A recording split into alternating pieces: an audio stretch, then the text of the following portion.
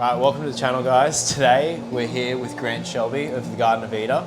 We're going to be doing a full tour of their home. I've never been to a place with this many aquariums. How many tanks do you guys have? Currently there's like 420-ish set up. I didn't do a recount before you got here, so like 420-ish. Yeah, so a ton of tanks. We're going to be doing kind of split fish room tours. So we're going to be touring all of the shrimp tanks with Grant, and then Shelby's got a bunch of tanks here that we're going to be doing as well. So there's going to be like 2 parts in this video. It's going to be really, really fun. I've already had a massive look around. These guys have shrimp that you can't find anywhere else in the world. They're master breeders. They sell a ton of them. So I reckon let's just get into it. Yeah, let's get started. Cool.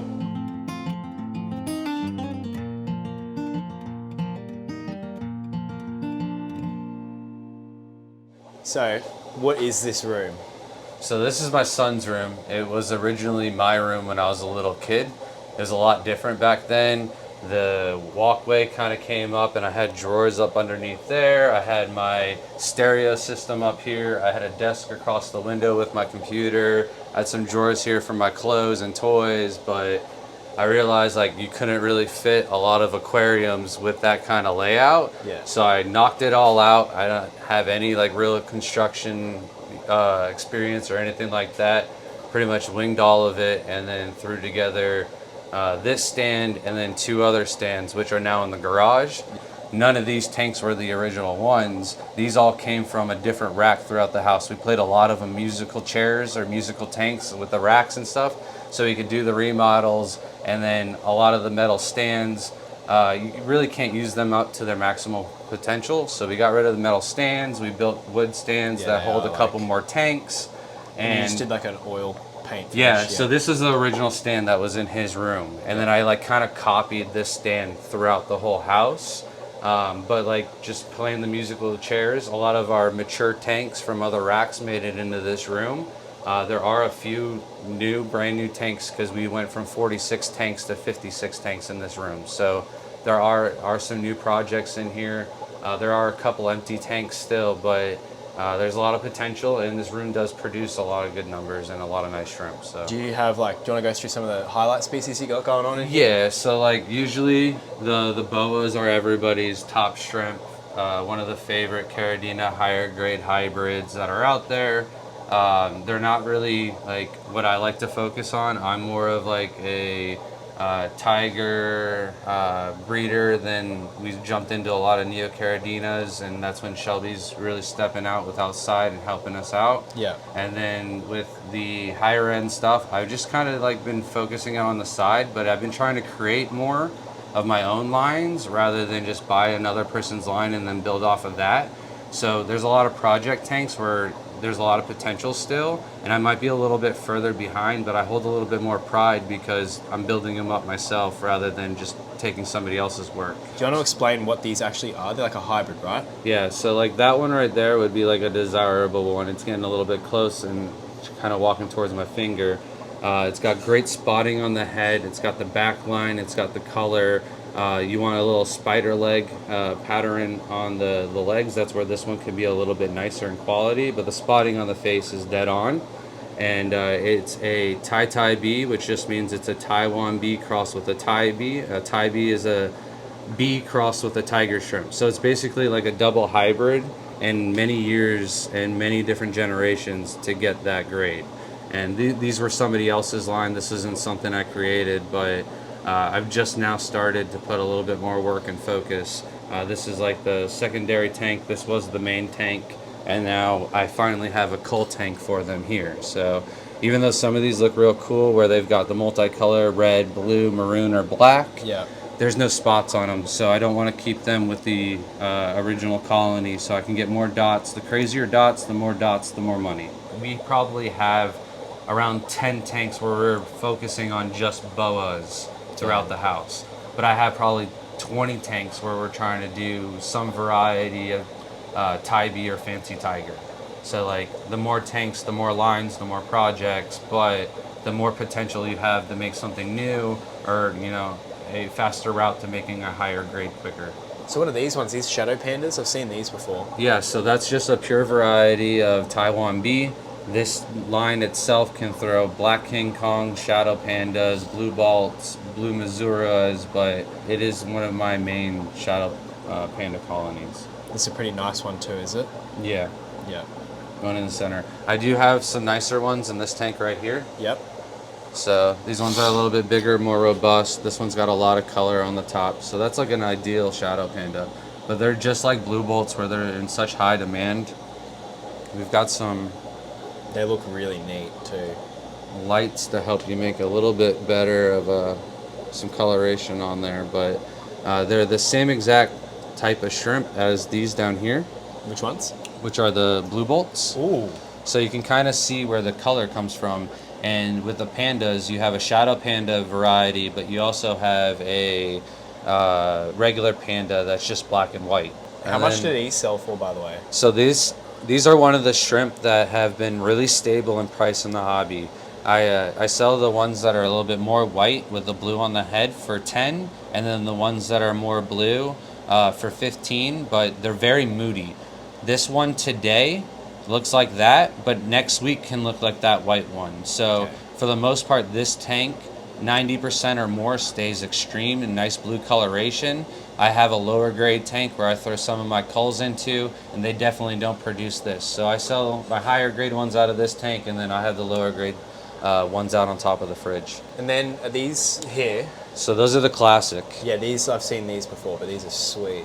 But if you look close, some of them got blue faces. What? So it's hard. They're hard to photograph, and that's where editing comes in a little bit to try and get some of it not as washed out.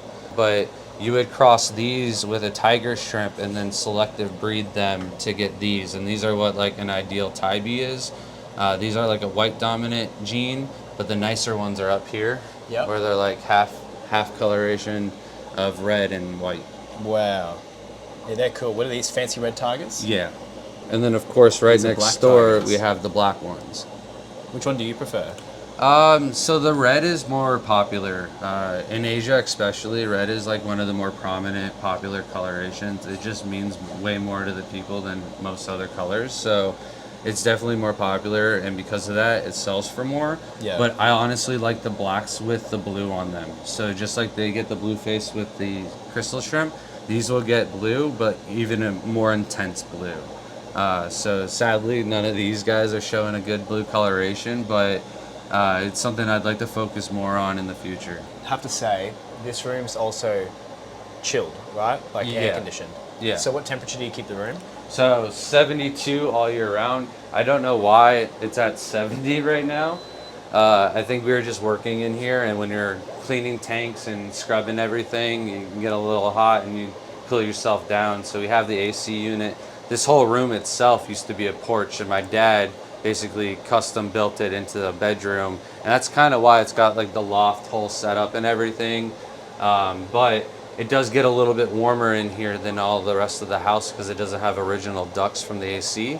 So we put the window unit in here, and we like to keep the entire house from 70 to 72 degrees. So I'll never really go below 70, and then with this window unit we're able to keep this at a constant 72. And I'll also end up throwing more tiger varieties and our higher end shrimp. Like that's why the boas are in here. In case of like a hurricane or something and we lose power, the generator can run this AC unit. It can't run my entire house. So I do have Neocaradinas in here too? yeah, all Caridina in Yeah. here. The Neocaridina, you don't have to worry about temperature at all. So Really? yeah, I'll put some of the more sensitive ones, like the Aurora Blue Tigers. When we had the hurricane and we lost power for 21 hours, the Aurora Blue Tigers took one of the biggest hits. If it's not a hurricane, it's a quesadilla from the daughter just taking them out. So I've got them in here in my son's room away from my daughter. And if the power does go out, heat rises, they're on the bottom rack. And out of 155 different varieties of shrimp that we had when we lost power, we lost 5 of them. The Aurora Blues were one of those types. So I'm definitely trying to make sure that we have one of our colonies in this room in case of a disaster and we have a backup colony to fall on. There are definitely breeders who keep them a little bit warmer, but in my aspect, it's like a hospital. If you keep it a little bit colder, there's never really that issue with fungal or bacterial diseases and stuff like that. If you're keeping it warmer, you really got to be good on your oxygen levels, make sure you're not overfeeding, If there's ever a dead one, you got to pull it out right away so you don't have an ammonia spike, and you really can't overfeed and mess with your substrates, because then you get a bacterial infection and wipe out your shrimp. But if you keep it a little bit colder, all of those risk factors are significantly lowered. And then what kind of soil are you using in here? So there's a smorgasbord of substrates throughout the house, but like my go-to substrate if I'm spending money is going to be Brightwell. It's the most bang for your buck, and I've got tanks that are still buffering in the low 6s that are over 5 years old now.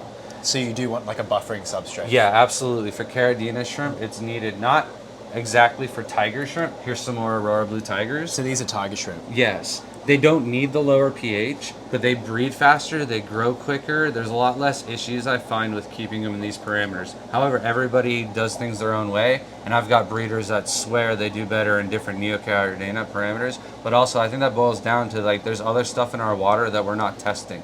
And so out of their top water, it's very different than ours. So I just don't have the same results. So you have substrate in here, and then just like a simple sponge filter. Simple sponge, and then we use RO water with GH only minerals. Our go-to is salty shrimp. Again, the most bang for your buck. It's what I used when I first started breeding Caridina shrimp, and I had so much success that the first tank paid for the next tank, and then before I knew it, we had 500 aquariums potentially for the house. But like, so you mix RO water. So RO water, for people who don't know, it's just pure. Yeah. Basically, like they strip everything out of it with a filter. Yeah. And then you make a big reservoir of it, and then you add the GH mineral into it. Mm-hmm. And then do you just go around and empty and top up and empty and top up in here? So pretty much we drain all the tanks down to about 40% every 2 to 3 weeks. I try to get to it every 2 weeks, but there's certain times where I got company and stuff like that. We spend an extra couple days not working in the room, so I'll hustle and get to it before 3 weeks. But Shelby will go through, scrape the fronts of the tanks. I go in behind her. If any of the sponges, like this tank from time to time will get a little cloudy, and if it is cloudy, she'll wring out the sponges, clean them out, and then I go through, drain the water down to the top of the sponges, and then we fill the water back up slowly so that way it doesn't disrupt the substrate at all. And this is your full-time job for both of you? So for me, Shelby's only working about 2 days a week right now. Some months though she only works like 6 days out of the entire month. So it's just basically subsidized income, just to, you know, so that we're not bored and we can do things with the family still. Because you're saying the goal is like just with this many tanks, you do 50 tanks a day. Yeah. A water change. Yeah. So this room being 56 aquariums, I'll try to do this entire room in one day. I almost never get this room done. I'll have a couple of tanks where I have to come in here the next day and just finish them up, and then I'll go into my daughter's room and I'll do all of her aquariums, and then I got basically sections throughout the house. We have one rack that's 110-gallon tanks. So I try to do the top three rows one day and then the bottom 2 rows the next day, and I'll also have to finish up a couple of the tanks from the day before. And just so I don't know if I misunderstood, but so when you do the water changes, you're doing 40% with that? Yeah. Yeah, so nice big hefty water change. Yeah, and I got 2 reasons for that. One, I find that the shrimp just grow faster, the baby survival rate goes up, and on another reason is the moss. You can tell like there's just some tanks that are chop block full of moss, and it's a great thing, but at the same time, like I like to be able to see some room for the shrimp. So right now you can see this is kind of like disturbed. I'm selling as much moss out of this tank as I possibly can to make sure I can still cull and keep on top of the quality of the shrimp. But we do make a good money out of moss, and I'd like to say we have the healthiest moss out of anybody else, because most people try to grow it immersed and you just don't get the same quality, and especially when you try to convert it, you don't get the same results. Yeah, the moss is really sweet. So you don't even fertilize that, it just grows. No in fertilizer, we just do our water changes and feed our shrimp. There's the other thing too is you don't have much algae in it, like, or any algae really. Yeah, that's the, well, we have algae in parts of the house, but like, I like to think it's like 1% of the tanks. Yeah. Yeah. So it's 40% water change once every 3 weeks. Yeah. On each tank. Yeah. 2 weeks if I'm staying on top of everything.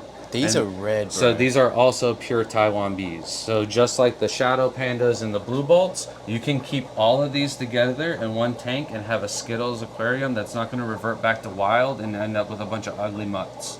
they're all pure shrimp at the end of the day. Ah. And you could also throw in crystal shrimp, and they can breed together. And if they crossbreed, they turn out and look just like crystal shrimp, but they have the genes to throw the Taiwan beans. So you Taiwan bees, not Taiwan beans. Yeah. And those would be called Michelings, and they're heterozygous for the Taiwan bee. So you can buy Michelings, which are just crystal shrimp by look, and if you breed them out and you have your water and everything perfect, you'll get Taiwan bee babies. So you can get a potentially $10 to $50 shrimp out here over in Australia for only buying a $4 or $5 Michelin shrimp. So some people are a little worried about getting into the higher end shrimp, but you can buy cheap ones and easily breed those out and get some of the expensive ones, and that'll give you the confidence to go and buy some of the Galaxy Pintos or Boas to expand your hobby. So those are like the expensive ones over there, those Galaxy. Yeah, for sure. These ones, in the beginning of the hobby, I had a buddy who bought 5 of them that won the award for Vin for $3,500. Jeez. There was another cool one I saw. Are these Calcios or Calicos or? Yeah, those are Calcios. How do you say it? Is it Calcio? Yeah, so Calico, that's like a type of cat. These are Calcio, which I believe is a flowered, but don't quote me on that. I don't I don't want to be quoted on that. I'm just going off the top of my brain. What are these then? So you have blacks, reds, and then some would consider that a blue dragon, but they're red or gold dragon or the red Calcios, and then these are the blacks. And the blacks, you could have a blue body or a yellow body. But I'm not sure how many people have the blue body blacks, and I don't know if they're calling those dragons, but dragon to me is blue on blue. Okay. And then these two? They're neat, bro. Those are the orange-eyed blue steels, which is like a blue bolt hybrid with orange eyes. And yeah, they're definitely in high demand, and I think your food got taken in the back as somebody's hiding it, because I don't see any food out to lure them out. But I think we can drop another piece in for the hungry ones. You'll be surprised. There's like a shrimp underneath the filter, probably just holding on to your food for dear life. They probably do. And then I've got more of them up here, though. Yep. So those are a little bit darker down there. These ones a little bit lighter. And there's an orange variety or a red steel that will come out of them, as well as some greens. You could consider them culls, or you could branch them off into their own little line. The snails don't bother you either, like trumpet snails or? You just got to accept them as part of your lay of life, because there's so many plants that don't come in tissue culture or just don't do well in a shrimp tank and thrive without the nutrients that you have to give to tissue cultures. So almost everything you buy from another shrimp keeper is going to have some snails in it. And they don't bother the shrimp? The Malaysian trumpet snails are a great cleanup crew. They sift through the substrate. They're highly beneficial for the aquarium. So I like them, and they don't bother me anymore. They kind of did in the very beginning of the hobby, but you could only squish so many snails before you get tired at the end of the day. Yeah. And you just kind of accept them. And then there's even breeders who claim that the little trail of slime that the snails leave behind is like one of the secret shrimp baby foods, Yeah, that's so. I keep my population of snails, and for the most part, the trumpet snails are the only ones that survive in most of the Caridina tanks. There are some like pond snails and bladder snails that will also survive, and limpets and stuff like that. But I think the most beneficial is still the Malaysian trumpet, because it can shift through the substrate and eat that unwanted food. And I think it also knocks some of those gas pockets loose before they become a problem. Yeah. I was just wondering, but these two, dude, these look like cherry shrimp, but they're not, are they? No, those are yellow King Kongs. When they first came into the hobby, they were $100 a piece. And because they're so easy to breed, there's really no culls to them at all. They just throw so many babies that look identical to the adults. So the price of them just tanked. And now they're a $5 shrimp. There's a lot of buried ones in there too. Yeah, they just breed easy. This is also one of the shrimp you could keep with like your cherry shrimp and Neocaridina parameters, and they're still going to do well and breed. And then it'll look like you have a mixed Neocaridina tank. That's they cool. can't crossbreed. Yeah. I do have to say, it's hard to show it in person, but walking around your fish room, every tank pretty much has buried females in it, which is really cool. Shows And you're at this breeding time well. of the year, they'll say that's not possible. It's a myth. But do your water changes, feed your shrimp, and you should have steady breeding all year round. Definitely. What else did we miss in here, man? So for sure, I need to go grab a ladder real quick so you Yeah. can check out this tank right here. Cool. I have to jump up?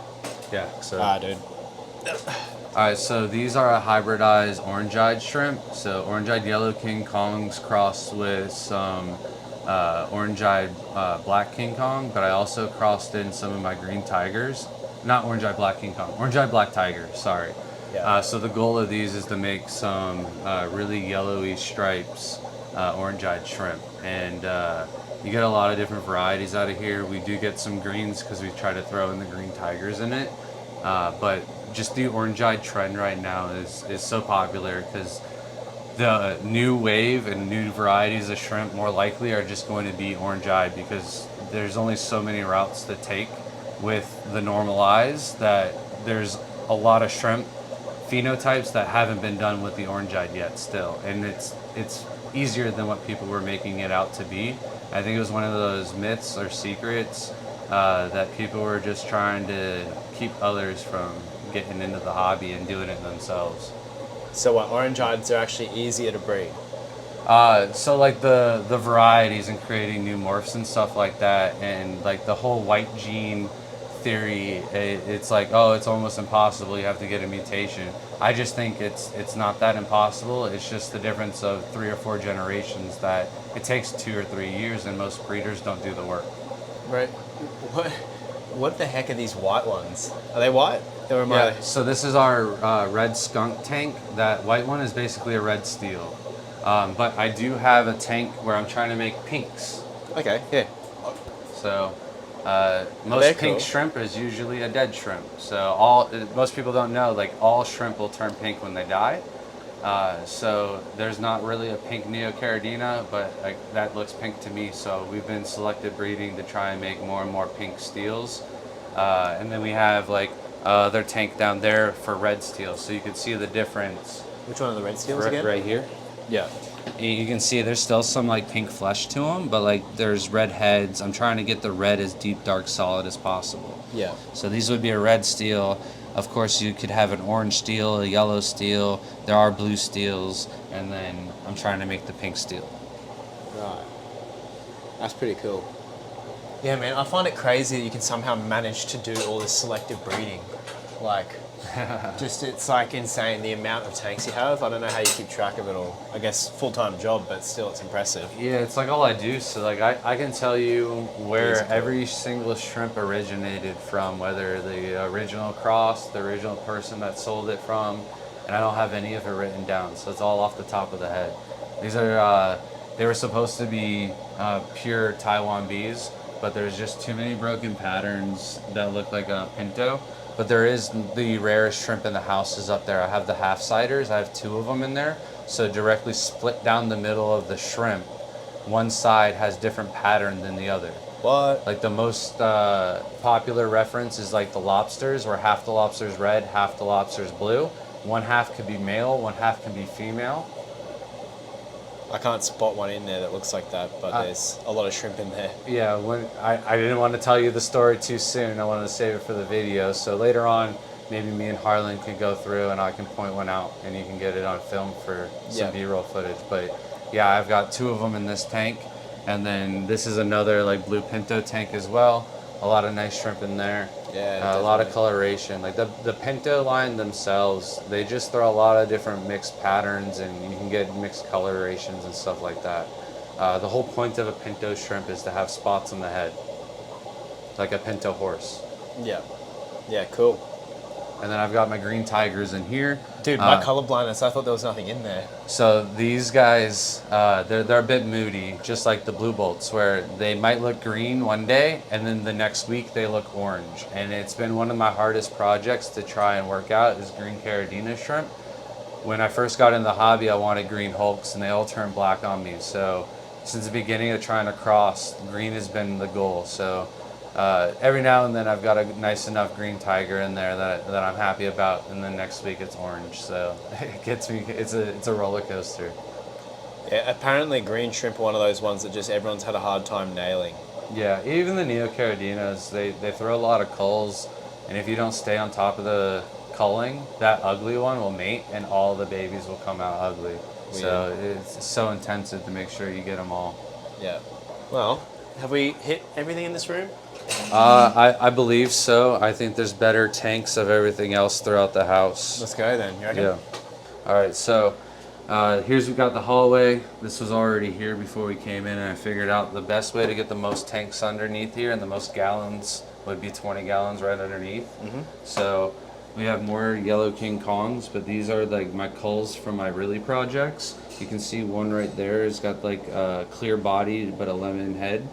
Or a yellow head, and those are the lemon heads. But That's a lemon head there? yeah, but I wouldn't take that and put it into the main colony. Once it's in the cull tank, it stays in the cull tank, unless I'm trying to create something totally new. So, I was just going to ask, like, I thought Rillies was only a Neocaridina thing, so it's obviously not. They do Yeah, Caridina. it's actually a morph that can happen in many different vertebrates in the animal kingdom, not just shrimp. Right. Isopods too. Isopods have really genes. Yeah. Nice. And then in this tank here, I've got, I can't remember the actual name of the plant, but it's like a vine. And it's not a bulbitis, it's not a boos. And it's been one of the cooler plants to work with. I wish I remembered the name off the top of my head, but I have a lot of rare plants, or Shelby has some too, and I can't remember the names off the top of my head always. So we got the legend, the myth himself right there down in front. We've got a mutation that has the blue eyes, and then you can kind of look around, and some of the other shrimp in the tank will have like a hollow eye or a red eye appeal to them too. These were just cheetah shrimp crossed with these guys next door, which should just be a plain Jane normal red steel. I haven't gotten anything weird out of them. Definitely never an eye morph. So I think this is a original mutation, and basically to get a mutation you can't select a breed for that. It's like winning the lottery. So when I have so many shrimp tanks, it's like I have that many lottery tickets. Yeah. And you scratch them off or whatever, you're gonna have a lot of losers most of the time, but every now and then you might get a nice one that nobody else has, and it could be a good source of revenue. So what's so special about that specific shrimp? I'm on the right one, aren't I? Yeah, so if you look right at the eyes, the pupils are not black. And if you look at all of the other shrimp that I have on the rack in other tanks, except for the one down there, but like the eyes are just straight solid black. Like the one even to the right of it's got black eyes. Yeah, so like that's the norm. That's common. That's what all the original generation had. And so now, we've got red, we've got blue, we've got some hollow eye, and hollow eye is where the pupil itself is just missing. Like it's completely clear and you can't see it, but like it's still there. And the normal shrimp, the average, will have black.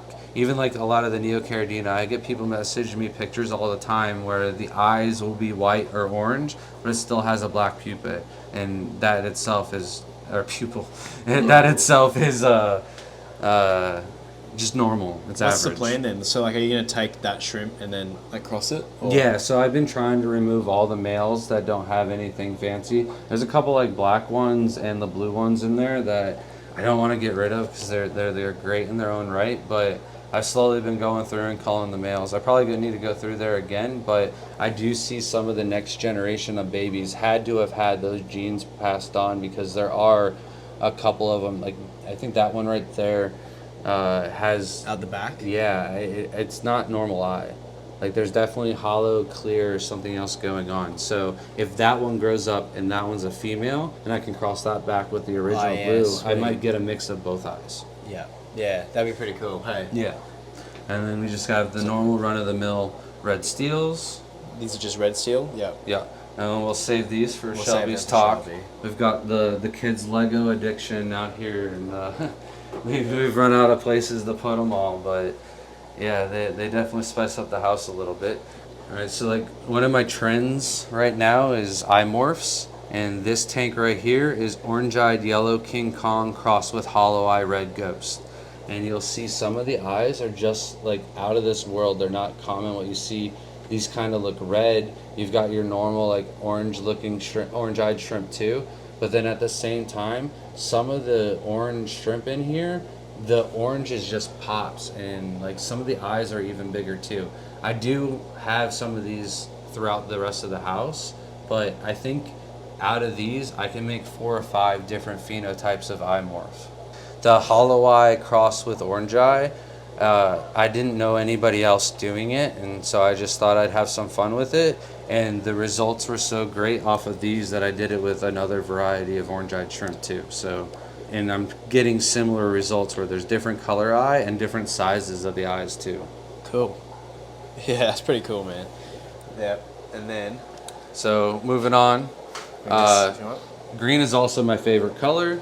So trying to tackle the green tigers again, you can kind of see like some of the heads have that green color, so it doesn't look exactly like a pure tangerine tiger, but this is where I've tried to cross and get the orange eyes. So you can see a couple of orange eyes running around. I need more of the orange eyed ones and start breeding those out, and then I'll start removing the normal eye, and then I can start focusing on the green coloration more, because the orange eyes is a harder trait to work on if you don't have it. So you want like a green shrimp with orange eyes? Yeah. Yeah, yeah. I love seeing the little babies everywhere too. Must be satisfying for you. Yeah, definitely. This next tank over is like, I don't know if I should be talking about these because Shelby has been in charge of the Tangerine Tigers for like the last 2 years, but like I don't know if she'll talk about this tank being like, we've tried to clean this tank out. It's a little bit dirty. It's one of our oldest 10-gallon tanks, and every time we try to remove all of the shrimp out of here, they just re-blossom, and there's like a ton of shrimp and babies throughout the tank, and it's impossible to like remove them all out. When you harvest the shrimp, do they stop breeding for you? No. They keep going. So Yeah. it doesn't, because I've heard that rumor, like if you start pulling shrimp out, it stresses them out and then they stop breeding, or... So I think what happens is people might pull out more females, and then they end up with too many males, and it's kind of like guppies where you want a good male to female ratio where you have less males than females so they don't stress out the females. They release the hormones and the males start dancing, and they'll start picking on females that aren't even ready to go yet. Damn. Yeah. How many babies as well? Like say there's a female that drops a bunch of those little babies, like there's a buried one there, I think. So when she drops those babies, out of that, do you have like any idea how many survive? I'd say around 30 make it to about 1 month Out of how in many? age. Around 40 eggs total. Okay, Yeah, yeah. especially for these guys. These guys produce a ton of eggs. Look up here, that's the same exact shrimp, and they're just packing. Yeah. Yeah, there's a ton of berries there. Yeah, and the Tangerine Tigers have such a high baby survival rate. So even if it's like 35 eggs, I still think 30 make it. Right, what affects the survival rate? So consistency. It's fluctuation in parameters that ruin your baby survival rate. If you've got a shrimp that's pregnant and you're already doing your water changes and they all match up, and you're able to take out the water and replace the water with similar parameters, then that's going to be consistent enough for the highest baby survival rate that you'd want to be a breeder and seller. Right. So consistency is key. You want to avoid TDS, spikes, pH swings. Do you want to look at these down here? Let's start with the red moss. Okay, cool. So this is actually an algae, but in the shrimp hobby, we just treat it as a moss, and it looks like real green kind of right now. Yeah. But that's just like, it does that as it's about to explode into a bunch of growth. And then when it slows down, it looks red. And so we've been doing a ton of water changes to get ready for your welcome. So the more water changes you do on it, the more it just thrives and blows up. But we do have some of our green tigers in here making their way to the food. But we try to catch them out of this tank before we start working in the top tank here. So you're actually culturing algae here to grow for people's tanks. Yeah, it's the freshwater macroalgae. That's pretty neat. But it's very similar to Minipelia and Sawassertang. Even though those are lichens, they're still in the algae family-ish. I was just going to ask, so this is Minipelia? Yeah, so that's Minipelia, and I took a lot out of that tank to do one of our escapes for the Florida State Fair. Yeah. So it's a little bare in there. It was pretty much the entire left side was carpeted. But these are my red tie-tie bees. Not red tie-tie bees, red tang tie. They're a Tangerine Tiger hybrid, and I've been focusing more on the red colors in this tank. When somebody orders tank tie, I pull out all the orange and white and black ones. What's that one there in the middle? So that'll be a tie bee. That's why I said it. It's a mix. So Yeah. that's just basically like a hybridized Black King Kong. Huh. So should we keep going this room, you reckon? So this is our newest rack that we just got done setting up. All the top rows are Caridina shrimp, and then we're doing Neocaridina on the bottom.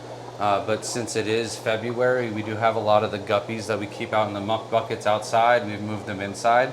So they're kind of occupying some of the tanks before it warms up. So you keep the Neos and guppies down there? Yeah, so like if you have the Neo tanks up high and you're doing tap water and I accidentally flood, then I have KH going into the tanks below. So if there's ever a situation and I forget about doing water changes while I'm doing something else, it's not really a big deal if GH only minerals go into the bottom tanks. Yeah, it doesn't bother the Neos. Yeah. So are these just like yellows down here or something? Yeah, they're just the yellow Neocaridina 24 karat line, and it's a pretty solid line, doesn't throw a lot of culls, and if you're looking for like some color in your planted tank or aquarium at all, this is one of the shrimp that I highly recommend because it's not a lot of effort to keep that color. Bro, they are so high quality. And I love how they're sitting there over that food. You did feed them bug buffet, right? Yeah, everything's eating your food. They got a little greedy with it, I think, and took it to the back, but it breaks down, so the robber got robbed, huh? That's pretty funny. Those shrimp we actually got best of show with a perfect 10 out of 10 score at the last American Shrimp Contest that we had entered. Really? Yeah. 10 out of 10 shrimp. It's cool, like you look at like the rack and it's just like this little ball of yellow Yeah. right there. I was gonna ask, these look like snowball shrimp, but they look like Caridinas instead, like as well. So those are the zebra ghost bees. So these are a hybridized shrimp with a ghost morph, and then I'm trying to go for the back lines with some zebra stripes. What does ghost morph mean? So it's just the name of the morph where it pretty much lost all of its color and it replaced it with white and clear instead of like the original ghost are like a crystal shrimp. So instead of them white and red, they're clear and white. It's kind of like a snowball shrimp in a way. Yeah, I have some, I think, in one of these other tanks. This rack is so new to me. I don't know. All right, check it out. Right here is where I put them. And so these are like the culls from these. And I'm going in the opposite route where I want no stripes. So that will be the Caridina snowball. Like you could sell those to me as snowballs and I'd accidentally buy them. Definitely. And then the rest of the tanks are pretty much project tanks. Some of them are culls, so that way the main tanks throughout the house can be selected bred a little bit nicer. And then the cull tanks here will be backups in case something happens there. But it also gives me somewhere else to build up a second line. So even though these are culls, I can still focus on these to be a medium grade tank in a generation or two. That's just behind the other ones. So like this here, these look like blue bolts again, so this will just be like another backup tank? Yes. Yeah. So is that like, if someone wanted to do what you're doing, is the idea like, say I get like a shrimp like these ones here, the ghosts, if I wanted to be like a breeder of these ghosts, I'd have like my main tank and then like two kind of cull tanks? Is that like what you're doing? So I like to have a main tank and a secondary main tank and then a cull tank. So I like to have 3 tanks, so that way if I do oversell out of one tank, I have a backup tank to start selling out of, and then by the time that one's sold out, hopefully the other one's recovered. Right. Yeah. I mean, but the demand for some of these would be just overwhelming anyways. But then we have like 5 to 10 tanks of Tangerine Tigers because the demand is so high. So starting out, I'd like at least 3 tanks before I start selling. So we're making normal Tigers from scratch. This is our second tank. I will have a cull tank also. Once these start breeding, I'll be able to cull them out. I have 2 main tanks and I'll start selling them after the first batch. Right. So just keeping lots and lots of, it's like musical tanks with colonies, kind of, just like making sure you've got. It's more like selection rather than musical tanks because Yeah. they don't, musical tanks to me, like the fish will go back to that tank. Once I True. cull a shrimp, it's never going back into that tank. Unless it's like my greens where I only have 7 of them. So all the shrimp that I culled out of the main colony, threw a green, I'm probably going to throw that green back. Is there anything else in this rack you reckon we should look at? So just like the orange eyes up here in the top tank. Oh, Look at that. Here's one of the greens that are coming out of the same line of shrimp that I got my originals. So these are the crazy blue galaxy pintos that I originally started with Tangerine Tiger crossed with Shadow Panda. I then crossed them back with a Missouri, which is just another type of Taiwan bee.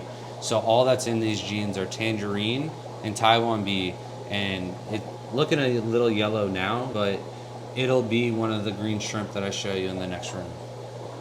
I love those little throwouts. And there's some orange eyes in here. Like I'm trying to get as many different varieties and phenotypes of orange eyes. So these are probably the clear culls out of the yellow tigers that I'm trying to make. Should we go look at, is it Leila's room? Yeah, let's go in there. Probably just bring the ladder with us as a good measure. Yep. So it's another bedroom.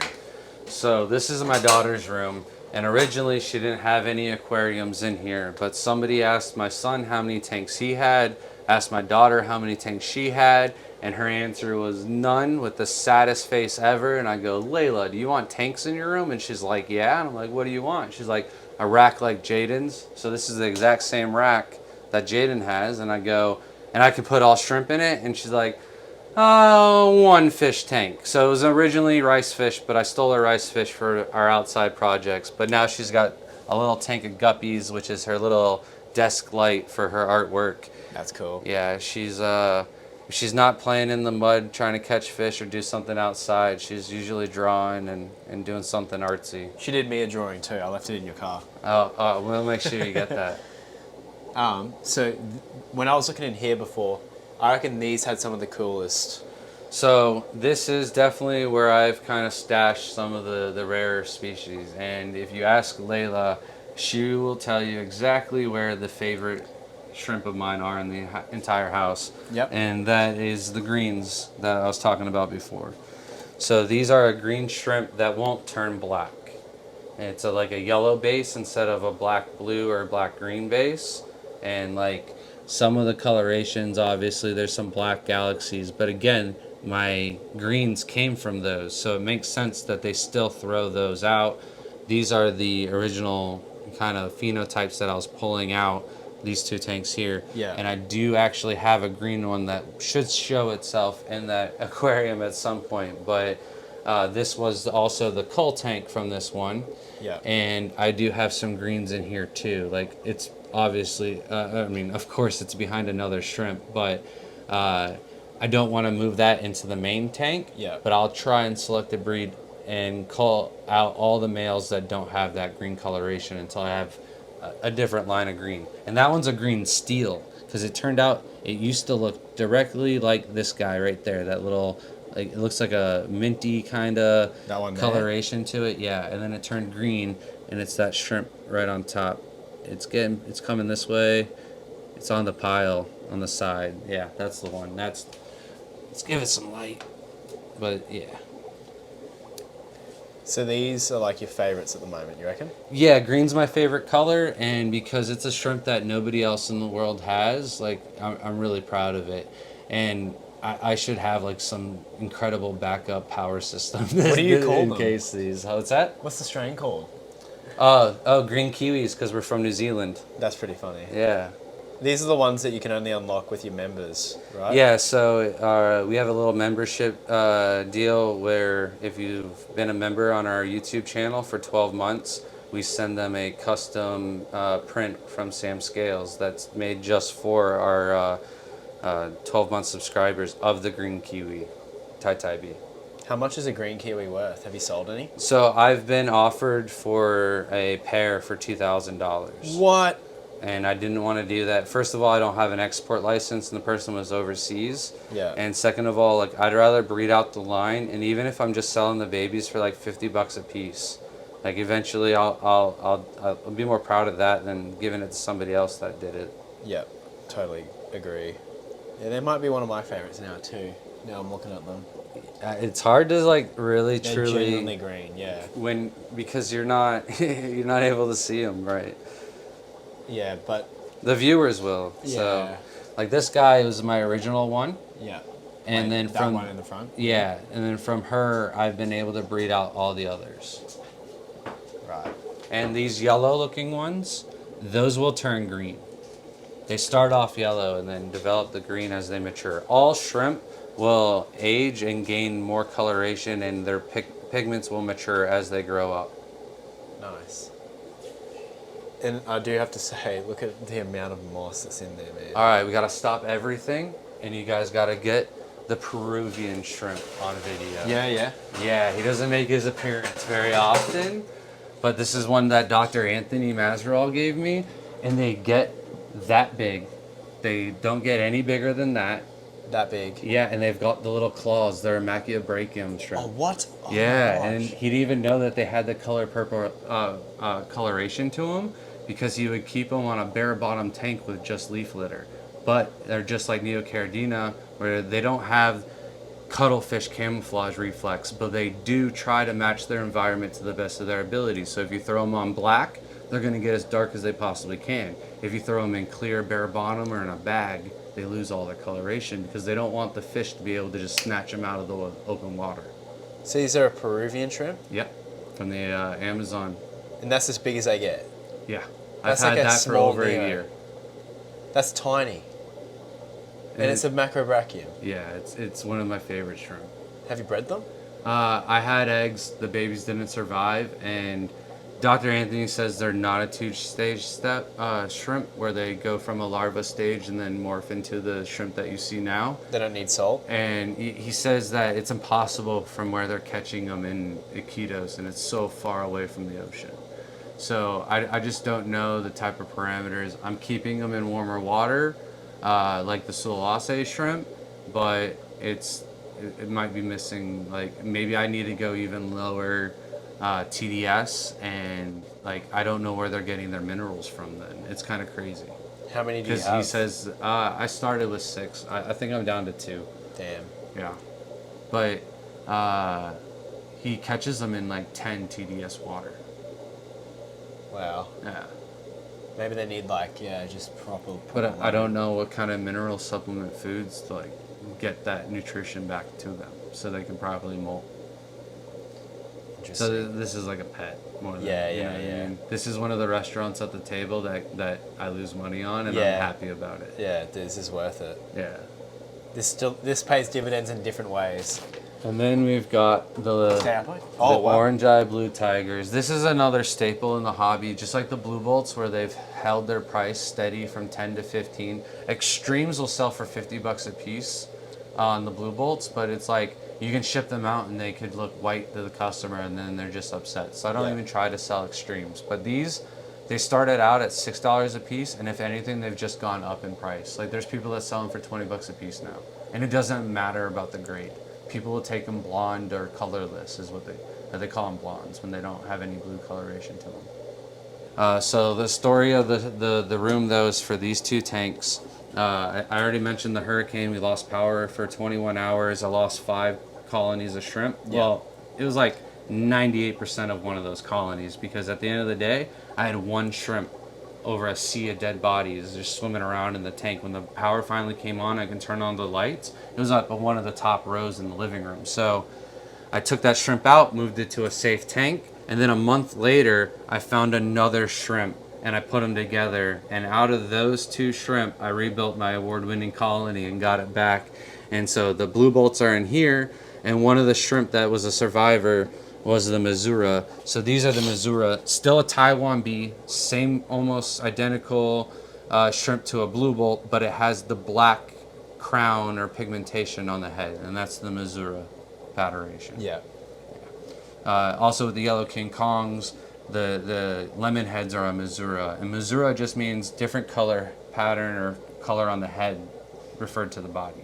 Yeah, that's pretty cool though. Like all these came from 2 shrimp that just somehow survived. All of these and the blue bolt tank in the bedroom on that one rack that in the top right corner. So I've sold thousands since the hurricane out of these tanks. Yeah, that's awesome. Yeah, blue bolts are one of those staples.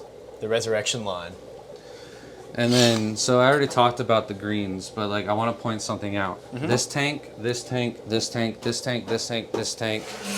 Both of these And both of these all started from that original Tangerine Tiger Shadow Panda cross. So you've got, I've almost made my own yellow King Kongs from this cross. I've got yellows with backlines, the skunks with blue pigmentation and some greens coming out of them. I already talked about the other two green tanks, but then these are my crazy blues and galaxy pintos, which you'll have some gold pigmentation and coloration and stuff like that come out of the crazy blues. You'll also have deeper, richer blue colorations. I've got a nicer tank to show, but out of that one original cross, there's probably 30 aquariums in my house from that original line because it produces so many cool phenotypes. The red skunks that you already saw came from the blue skunks down here, and these are all from the original Shadow Panda Tangerine Tiger cross. So what makes it a skunk? The back line. That's a skunk. Yep, that's all the terminology is. So like, that one's a skunk? Where my finger's Yeah, at? yeah. So this one would be really cool because it's got a gold skunk line, but still has the blue body. Like that's something very unique. I'm not gonna say I'm the only one with that, but I've never seen that before. Yeah. And you see this one, how it has the skunk line developing? Yeah. You can't cull them too young because as they mature, it'll grow down the entire back of the body. They look kind of similar, those two. Yeah. Yeah. I apologize for the barking. I have 140-pound Dogos Argentinas running around.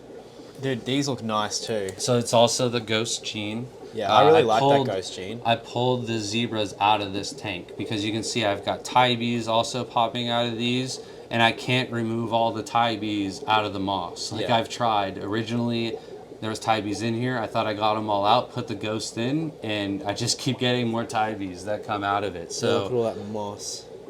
Yeah, it's a fun project. There's a lot of cool shrimp that pop out of it, and they breed like rabbits. So Ghosts are definitely one of my favorites too. they're hard to take photographs of. You really have to cut out all of the light. Yeah, you need a really low ISO and all that. Yeah. I was going to say too, just before we leave, that shrimp to me looks amazing. Yeah. That one's a really cool one, dude. Is that like black with blue on top of it and a bit of white? Yeah. So Harlan, I think yesterday got like the best B-roll footage of my favorite one that I don't see him out. This one's really neat. You see the blue, that one right there where your thumb is. Yeah. That. Oh, I'm sorry. Okay. That one's neat. And then that one's like got some purplish coloration too that I just saw yesterday. Sick. So, same line of shrimp as the blue skunks, but this is where I'm working on the yellow galaxies. So yellow pattern, white stripes, yellow dots on the head. And then I've got two tanks. So it's that one and then this one also. But this one, I'm getting more green kind of coloration out of them too. So I've been moving all the white ones into here, but you can see that's a green shrimp, that's a green shrimp, that's green.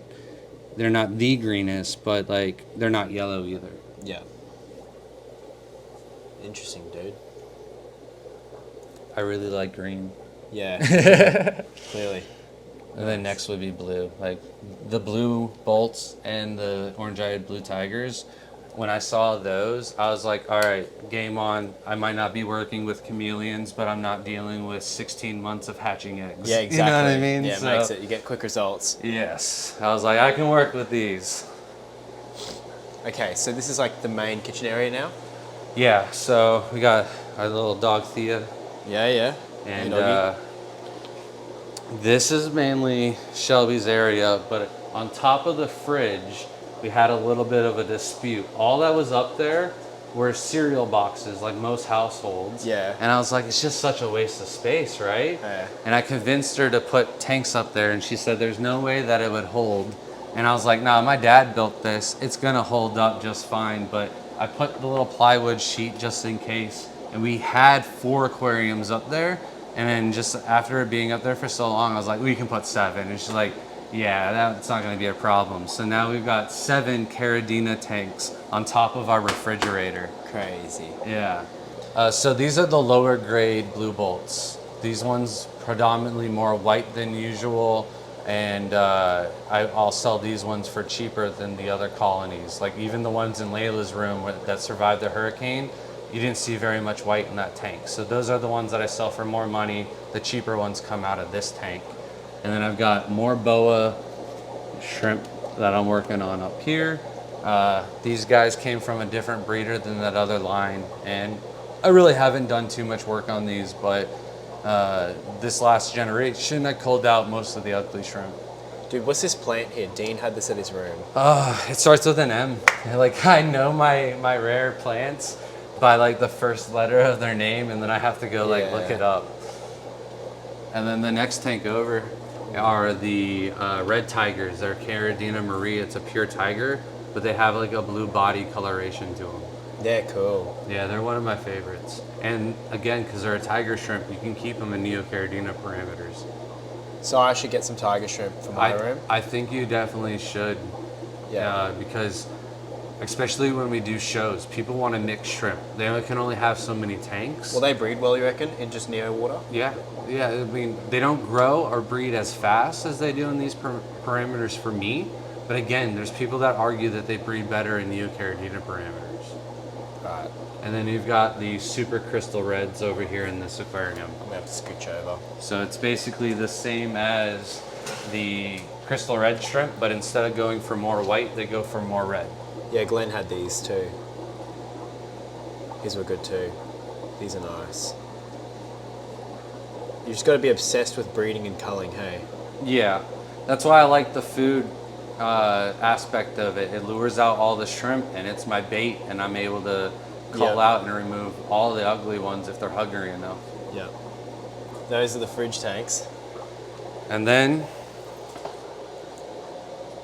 we've got the reptiles. This is our musk turtle Yeerong. So Yeerong the musk turtle. Yeah, All right. Musk, yep. And he's a razorback musk turtle. And these are actually native to Florida, but I got him at Repticon. Nice. Do you ever feed them cull shrimp? No. We usually offer our cull shrimp at a reduced price on our website, so we don't use them as feeders too much, but I don't like to even keep shrimp in the turtle tanks because we do like 100% water changes on them. Okay, yeah. And then all the shrimp are just Dead. They don't like it. You can't leave the shrimp behind and get all the turtle waste out. It's Yeah. just too hard, so. Cool. Elon Musk. And then we've got another little tiny musk turtle. This little guy is He's probably tiny. like 4 months old. Just a little tiny hatchling. He is tiny. So you're gonna set him up a big tank?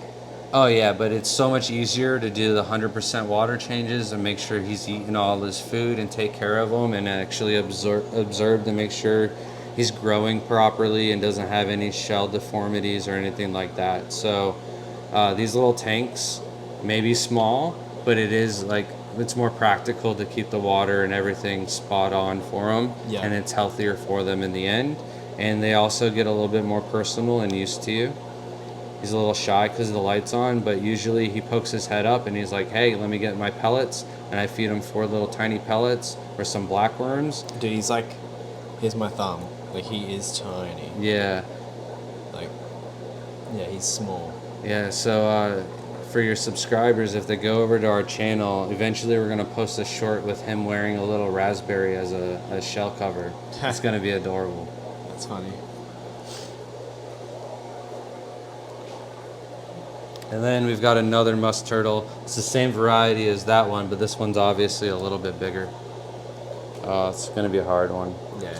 I think he's got some B-roll footage of him yesterday, maybe. Yeah. If not, but adorable little turtle. So then the other side of the refrigerator, we've got the pure red lines. I've got some orange-eyed red tigers that given me some struggles just because I got them when they were new in the hobby, so they were imports. And they just never did fare too well for me. And I tried them again and didn't do well either. So I've got another tank where I'm making my own from scratch and I've had success already. So I'm probably just going to scratch this tank and put something else in there and make it a better restaurant table for me. Yeah. And then I've got the green babaltis, which are a horrible restaurant table, but because it's like that wild type shrimp, not a lot of people keep them. Yeah. And they are breeding for me, but they're not breeding to a number where I can sell them. They're just breeding enough that I can like keep them at the table. Dude, these are nice. I love nudes. So like before shrimp, I did the reptiles, chameleons, leopard geckos. We had some newts and salamanders, some sirens, and of course the turtles. But being in aquatics, it was easy to go back to the newts, and they're adorable. Shelby loves them. Shelby loves to feed them. They have such like this incredible feeding reflex, and we'll feed those later for you to get a good shot of that. But they're so personable. He knows he's gonna get fed, so he'll just follow your finger until he gets his food. He's a little chunky, huh? Yeah, he's cool. I wish we could keep those. And then we've kind of keep them a little separated. So we've got, I think, 8 of them throughout 6 tanks. Yeah. And these ones are on the same size, so you can keep them together. But if you have one that's much bigger than the other one, he'll eat them. Yeah. So. Dude, I have to give you raps as well on the rabbit snails, man. So these are yellow rabbit's foot snails, right? Those are orange. These are orange? Those are orange, yeah. And they have the black Sulawesi galaxy shrimp. The shrimp are Shelby's. I'll let her talk about them. But I'd be lying if I said I didn't absolutely want them in the beginning. And when I was showing Shelby a bunch of pictures of like shrimp online, I saw her eyes light up when I went over the Sulawesi shrimp. So I knew in my head, the next tank I'm going to be able to wiggle my way into the house was a Sulawesi tank for sure. So I'll ask Shelby about these, you reckon? Yeah. Alright, cool. These are the ugly ones. These are the Malalas. Shelby doesn't want to take credit for these, but same orange rabbit snails. All 3 tanks up here are orange, and then all 4 tanks on the bottom are yellow, except for this one. Here, those are the chocolate, the black devils. Are they black devil? Yeah. And I don't know why, but those never bred for me, and I haven't had any issue. There are the blue-legged postos in there as well, but I've got some blue dream culls from this tank over here. I just got some blue dreams from another breeder, and I wanted to keep an eye on them before I throw them outside in case there's any parasite or anything like that. I'll grow them out in here for a year before I trust moving them into my main system. Cool. And then, yeah, the yellows just smash tons of babies. Dude, I think I have oranges, and mine don't breed at all. Maybe it just takes them a long time to get up to breeding size or something like that. Yeah, no, it is. And then once they're breeding size, they only lay 1 baby a month. Oh, okay. And it's live birth. Yeah. So. Yeah, they're cool. They're super popular in my area. And then we've got the Opae Ula shrimp. I'm from Hawaii, so I gotta have my hometown shrimp, right? Yeah. And if you look though, I've got yellows. Yellow Opae Ula. Yeah. So what's the deal with Opae Ula shrimp? They're just a brackish tide pool shrimp from Hawaii, and they're mostly red or clear, but I do have the yellow morph that popped out of there. So anytime somebody buys Opae Ula, I'm catching them and throwing in extra reds trying to cull. Obviously, but these guys you bred all breed. these. They breed so fast. I was sold out of these in like September, and now look how many are already in here, and we've been trying to sell as many as we can. You know, we've even dropped the price down. Yeah. And it's one of the easier shrimp to take care of. We don't do any water changes on them. Yeah. Obviously, we do sell a decent amount of shrimp. See, yeah. So once it gets down to 5 gallons, I just whip up a 5-gallon bucket of brackish water and fill it back up. Do you like measure it, or you just put a bit of salt in there, basically? Oh yeah, we measure it to 1.007. Okay. James Bond levels. And they're tiny too, like. Yeah, they are about like 1/3 the size of an average red cherry shrimp. Pretty cool. I like that hometown shrimp. All right, then we got to talk about, so these are a Bloody Mary crossed with Blue Dreams to try and get the red really blue body. You talk about only having so much space, and once upon a time I got rid of these. I sold them all off, and they just weren't that popular. And then a year goes by, and all of a sudden everybody wants them. That's like a really nice one there. Yeah, and I couldn't find anybody with them. Yeah, that's ideal. And eventually. I was like, all right, I'm going to make my own. And 9 out of 10 times I ended up with wilds. And I was about to give up. And the 10th time, I was like, I'm going to do it one more time with a different line of shrimp. And instead of red cherries, I did Bloody Marys. And I got this result. So these are the culls from these. Yep. So you can kind of see there's some release in there. And then... the newts don't eat them? No, I'm sure they do, but because they're culls and I do love the newts more than my ugly shrimp, I don't mind. Doesn't bother you? No. He's growing a leg back too. Yeah, he was with his bigger brother or sister, and they kind of had a nibble, and Yeah, I got them out of there, but it's growing back nicely, as you can see. Yeah, it's cool that they can grow them back. You can just call him Nemo, yeah. Yeah, I think the Rillies are going to really pop off. These would be really popular, hey? Yeah. Sweet.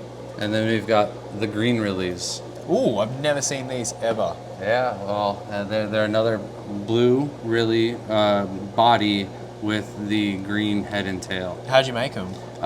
This is a shrimp that I got from overseas through a buddy, and they had some of that fungus, so I haven't quite moved them outside, and it was a year ago that they had the fungus, so I might move them out this year. Yeah. And they're possible from getting out of the green emeralds. I just never have a tank free when I get emerald culls that have the really gene to like separate them out and work on it. So I just grabbed these guys and they've done really well. I'm probably going to move these guys into a different tank where the guppies are and then start culling these to work on these more, because I haven't culled or done anything with those since I got them. With Neos, do you just do shrimp substrate again, but tap water instead of... So this is actually samurai soil. Here. So these are all samurai soil. At first they had a crystal shrimp on there, so everybody thought it was aqua soil, but it's completely inert.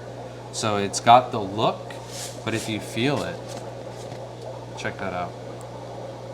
It's like Leika. Hard as marbles, huh? Yeah. Yeah, it doesn't break down. It's just meant to hold that look, but it's like rolled up eco-complete. It's super good for Neocaridina because of its color. It's not dark enough that the blacks and the blues, you can't see them on it, but it's dark enough that all of the color from the shrimp still pop. So it's like kind of like clay Leika balls, kind of? It's like, I don't know what that is. So You know, like the little clay balls people the use? hydrogen. Yeah, I think so, yeah, it's No, just- this is like more of like a solid rock, where that's like a very porous clay. Okay. This is heavy, and it's super easy like gravel vac and Yeah. clean. Like it's so heavy and dense that it just stays down. But they had a crystal shrimp, and I convinced them to put our shrimp on the label. So these are our yellow 24 karat Neocaridina, and my That's cool. picture on the So label. that's with tap water as well? Yeah. Yeah. Just to get So it we out. just use tap and then a little bit of prime to Just take to- out the chlorine, and that's all of the additives that we add. There's no fancy product or anything like that that's going to get your shrimp to breed more. It's just consistency, stay on top of your water changes, and then having a good rotation of food. So you have shell envy, more shell envy, complete envy, growth envy. We're going to be adding your bug buffet to the mix. And then we have the mineral junkie that we use a lot. And there's some other foods scattered throughout the house that we use. But we like a nice rotation mix of food. So every other day we feed, and we have like 7 foods. So every 2 weeks we're running through that one rotation. Nice. And you feed every second day? Yeah. Yeah. So most of the time Shelby feeds the whole house, or like if she's working too much, I'll feed that day, or we'll split it up because there's 400 tanks. So she'll Yeah. do like this half and I'll do that half. cool. So, but it takes us an hour to feed like the whole house properly. That's with the fish. Shelby feeds all the fish regardless, but if it was just the shrimp, it'd be like 45 minutes. And it'd be a lot quicker if we didn't have lids, but like we've got the nephews running around and they're still able to throw quesadillas in tanks. So That's like, happened before? yeah, Leila threw a quesadilla in one of my Aurora Blue Tiger tanks, and they were solid, like the highest grade Aurora Blue Tigers you've ever seen. And I fed her a quesadilla, and she wasn't allowed to get off the table and go, play until she ate her quesadilla. So it's dinner time, and I'm sitting at the table, and I look over, and my Aurora Blue tank is just milk. Oh, no. And I go over there, and I can see the quesadilla like still somewhat holding contact, and I went to grab it, and just poof. Oh, And yeah, I lost all the Aurora Blue Tigers in that tank. But Leila will never live it down. It's heartbreaking. So, do you want to keep going on this side? Do you have anything cool? So probably better off if we start off on this rack, and Sure. then we can go down here. Yep. So the How rack. do you take care of these top tanks, man? They're so high up, like I can only reach up that far. So I guess step ladder, right? Yeah, so step ladder, I'm a little bit taller than you, but the step ladder does get me all the way up to the top of the tank. And then Shelby hates this, but like if you ever needed to like work on top of the filters or something, you can just step on that. But we'll just leave that out, right? Yeah. And then there is a lot of stuff on the top tanks that like, it's a shame that they're up there because they never get seen or attention. But lucky for you, I remembered all of them. So if you look up here, you've seen the ghosts. Yep. The super crystal ghosts. Wow. These are solid white with no clear transparent gaps. Look like little aliens. So, yeah. So those are pure. They haven't been crossbred. They've just been selective bred for the most white possible. Yep. And then the next tank over, these two tanks are our Stardust shrimp. They're a wild type shrimp. The males and the juveniles, babies, they're kind of ugly, but the females, when they're pregnant, they darken up and they get all the like spots and like Stardust. That's where they get that galaxy name from. And I think it's like a defense mechanism because when they're buried and pregnant, if they were clear, the fish could see the eggs. So I think there's like a predator that eats the buried shrimp eggs or something, like they feast on them. So they color up to hide the fact that they have eggs. Right. And then in this top tank up here, I have some more red steels, I believe, right? Oh, yeah. I think they are. Yeah. And then the next tank over, I'm trying to make orange-eyed yellow tiger, but orange-eyed super tigers. So they'll have the yellow body and the blue tiger stripes. Right. There's a lot of buried ones in there too. Yeah. And there's also shrimp, like if you look all around, dude. Like all up on the top of those tanks, there's shrimp too. That's insane. So these are the orange-eyed blue tigers. You got to show off the orange-eyed blue tigers. Are these better ones? Those are royal blue tigers. So I'm going to get into that. Okay, cool. Yeah. Yeah, so these are two tanks of orange-eyed blue tigers. It's a Caridina Marie shrimp. Yeah. This started off as my low-grade ones, but you can see there's so many nice and solid ones. There are some clear ones still in there. So do you want that like finished look on them, like the? You want the most blue, the nicest look. As they get older, they kind of get that rusty maroon coloration onto them. Okay. So there's some people that hate it. Shelby really likes purple. I kind of like it. I'm not against it. I like it. As long as it's got no clear gaps in it, I'm a fan. Dude, does these little baby ones, do they turn like that? Yeah, they'll darken up as they grow. Right. All shrimp will get a little bit darker and better pigment as they mature. Yeah. So then I got another colony here, but then I crossed these with my red tigers that you saw on top of the fridge to make my orange-eyed red tigers, normal tigers, and then of course you got some phenotypes that look like the normal ones as well. Right. But because the red tigers are Caridina Marie, these are still a pure Caridina Marie, and the other orange-eyed red tigers that were sold to me as imports, I believe they're a orange-eyed Tybee. They're not a true Caridina Marie species. So I want to make sure I have exactly what I want because I'm going to make that into a different, I'm going to cross those with pure red line and make an orange eye Tybee. Are tiger shrimp a Caridina Marie? Are they? Yeah. Yeah. And then because it's an orange eye Tybee off of just Caridina congensis and Caridina Marie, then I can call those orange eyed fancy tigers and they would be legit. And then this tank here is these are the higher grade of the orange-eyed blue tigers. Yeah, so these are nice. These get to royal, and it has that nice blue finish on them. But then the exact same shrimp, but higher grade, and you get them so deep and dark. Well, these ones still have a lot of blue to them, but these ones right here are my blacks, and there's no blue.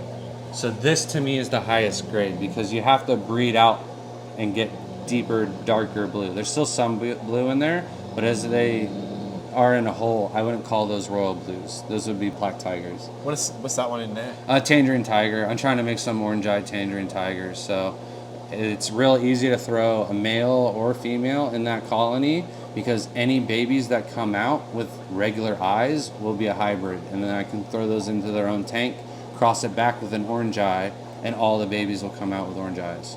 Right. Yeah. So these are the Hummel shrimp. This is a wild type shrimp that I can't find any research on them. I think they're probably from like Hong Kong area, but I don't know anybody else that has these shrimp in the United States. And the only other person that I found with these period was a seller out of Poland.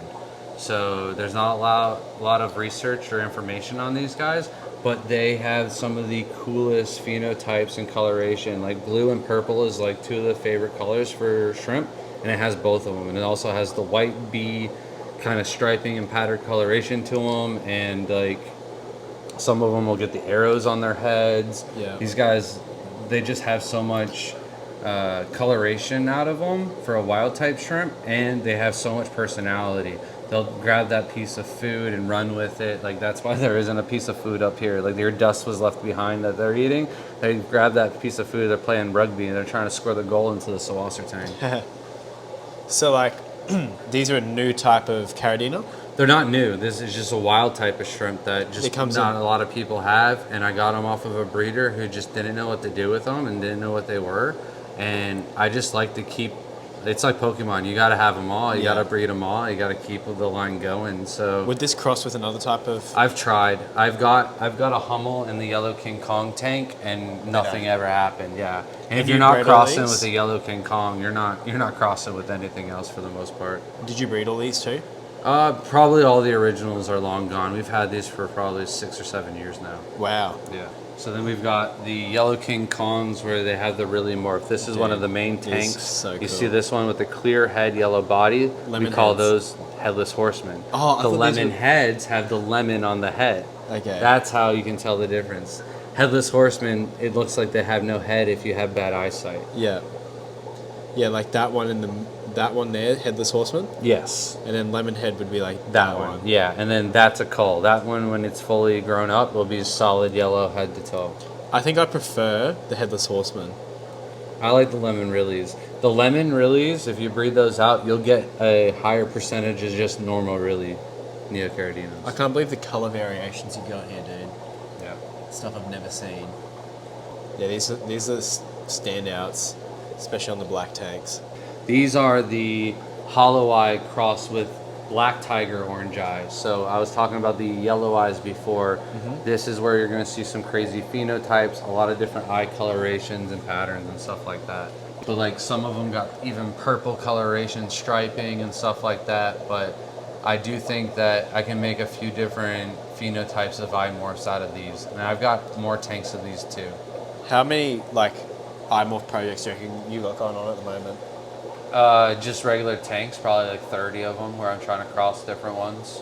And that's just coming kind of like a bit more popular now? It's not like that's more popular. It's just like if you're trying to create something new, it just makes the most sense to do orange eyes because there isn't an orange eye this or an orange eye that. And it's doable with just certain selective breeding and crossing with that original shrimp and a shrimp that has orange eye. Yeah. There's a lot of different eyes going on in there. What else is up here? So these are the orange eye Yellow King Kongs it's like the base for the other crosses of shrimp that I've been working with. Dude, these are pretty cool. They have the orange eye, but they're more hardy, they breed faster, and they grow quicker than the orange eye blue tigers. So if you're trying to make a new hybridized project and you want orange eyes on it, I recommend the orange eyed Yellow King Kongs. Bro, these are cool. With especially the eggs, dude, they look like little jelly beans. We have the cheetahs. These are another wild type shrimp. They're serrata, so they're just like the Aurora Blues or the Tangerine Tiger shrimp, but a lot of different iridescent and metallic coloration coming out of these guys. So they're super hardy, they breed really fast, and they can transition into a wide range of parameters. So you could keep these at the shop, no problem. So these are just a wild type shrimp? Yeah. Yeah. So these don't cross in as well? What's that? They won't cross in with the other ones? No, they will. Yeah. They will? Yeah. So the Hummels won't and a few other types, but I think there are different subspecies of Caridina. Yeah. The Caridina serrata tigers and the Caridina marie tigers will crossbreed with the bee shrimp. These guys are the serrata. Bro, half the stuff, like most of the stuff here I've never seen in my life. So. I know Shelby's guppies are in here, but those are my newts. These are the eastern newts. Easter newts. Yeah, eastern. Oh, Yeah, you see the little guy coming up? he's tiny. Yeah. Oh, dude, And look at him. Thumbs compared. I think they might be breeding in here because I didn't have one that small. How do they breed? They lay eggs? Yeah, they lay eggs on the plant leaves, and they actually curl the leaf around the egg to protect the egg. Yeah. He's got like gills and everything too, so he must be. Yeah, I think he's from this year. Congrats, dude. Nice. Oh, I wish I could take one of them home. And we got another neuter in here. I kind of keep them separated when they're that much bigger. Yep. Yeah, look at them. They look like little lizards in the water. Right. And then we have another Macrobranchium shrimp. And these we caught down in Florida. So these are the Florida Macrobranchium? So I don't know if they're native to Florida or if they were like a food shrimp that made their way into the system or something like that. But they're all over South Florida around the rocks and stuff in fresh water. Yeah. Nice. Little wet pets. So this rack right here holds 90 10-gallon tanks.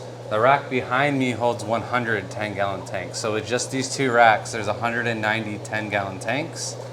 And we pretty much built this setup because of him. He's big and derpy and would run into everything while we're doing the live stream and just cause chaos.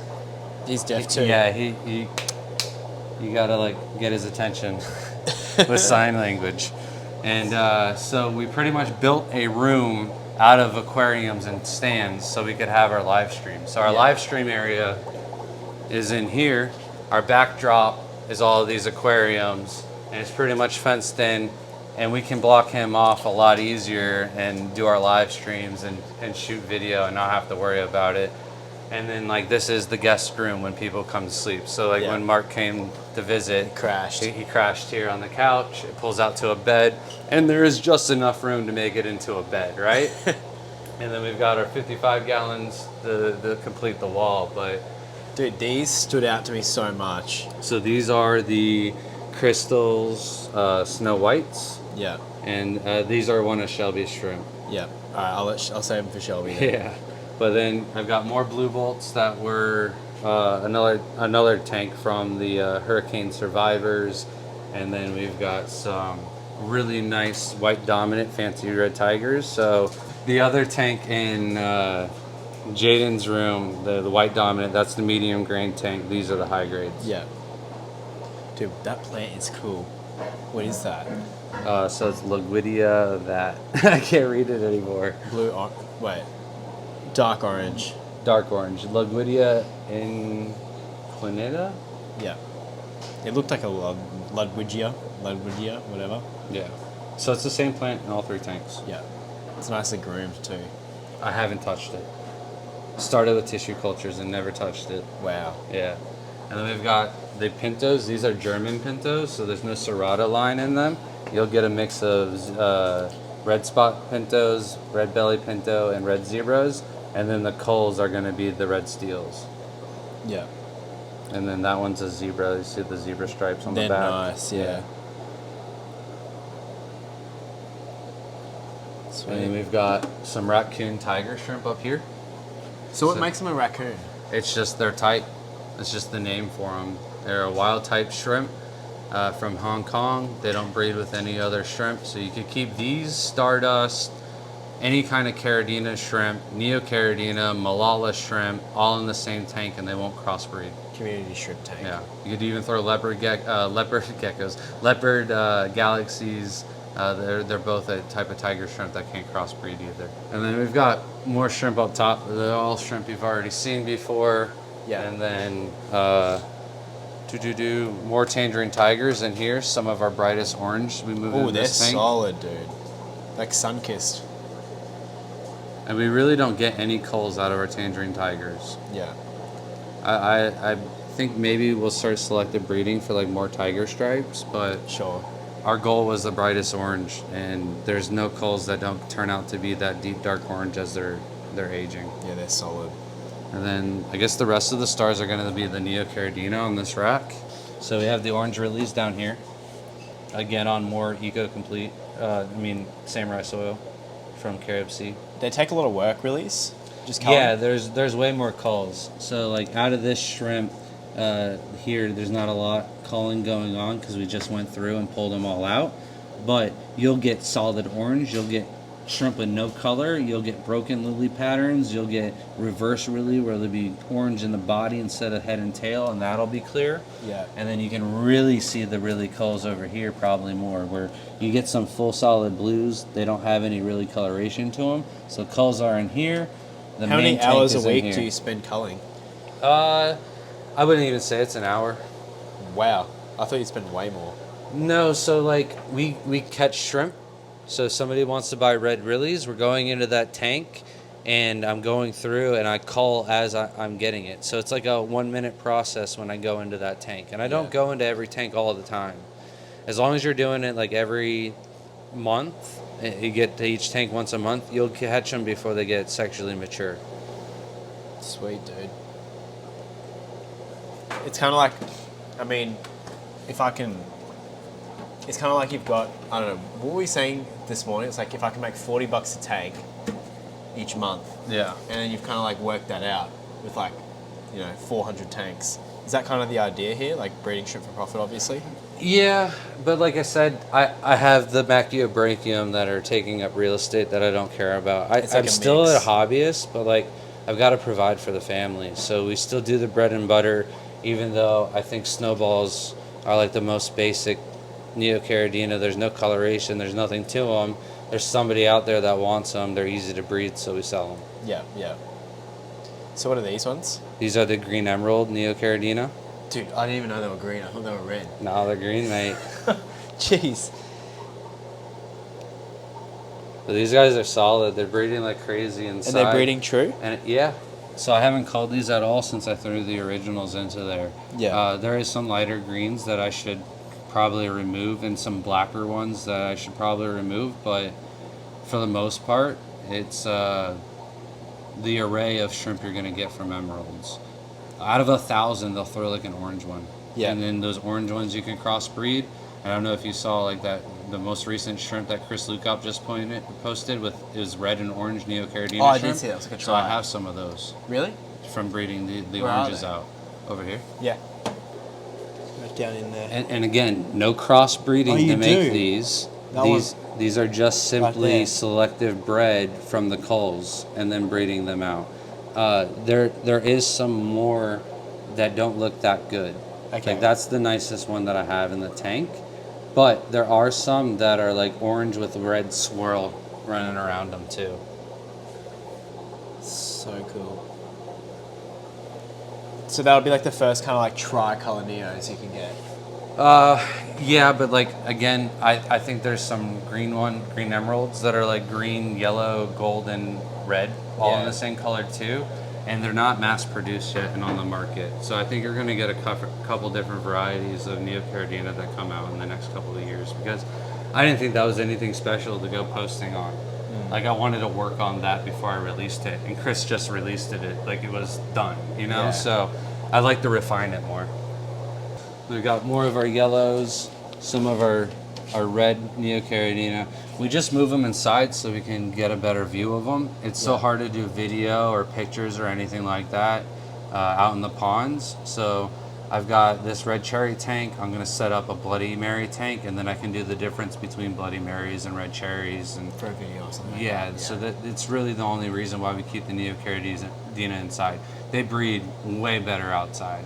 It's like pointless to keep them indoors if you're trying to breed for profit, in my Really? opinion. Yeah. Well, should we go outside? Not yet. We got one more rack. Yeah. So these are more of my hollow eye red ghost crossed with the yellow King Kongs with the orange eyes. So again, more variety of different phenotypes. I can make black ghosts out of these that have the hollow eye, but just a lot of different coloration to work with. I've got more of the red tigers that you liked over here, Yeah. and then just some classic crystals. All of the culls from these tanks go into this tank, so these are all normal eye. Yeah. But these all are heterozygous for these weird eye morphs. So once these start breeding, I'll start getting more eye morphs, and I'll cull these out, and I'll have another secondary tank of the hollow eyes. These started off as like a cull tank of pintos, and now there's like a good variety of galaxy and spotted and zebra pintos going on in there. So it's no longer a cull tank. Yeah. Yeah, no, mixed pinto tanks are it's very similar to the mixed pinto tank over there, but that one doesn't have serrata genes. These ones do. Okay. And that's the back Serrata's line.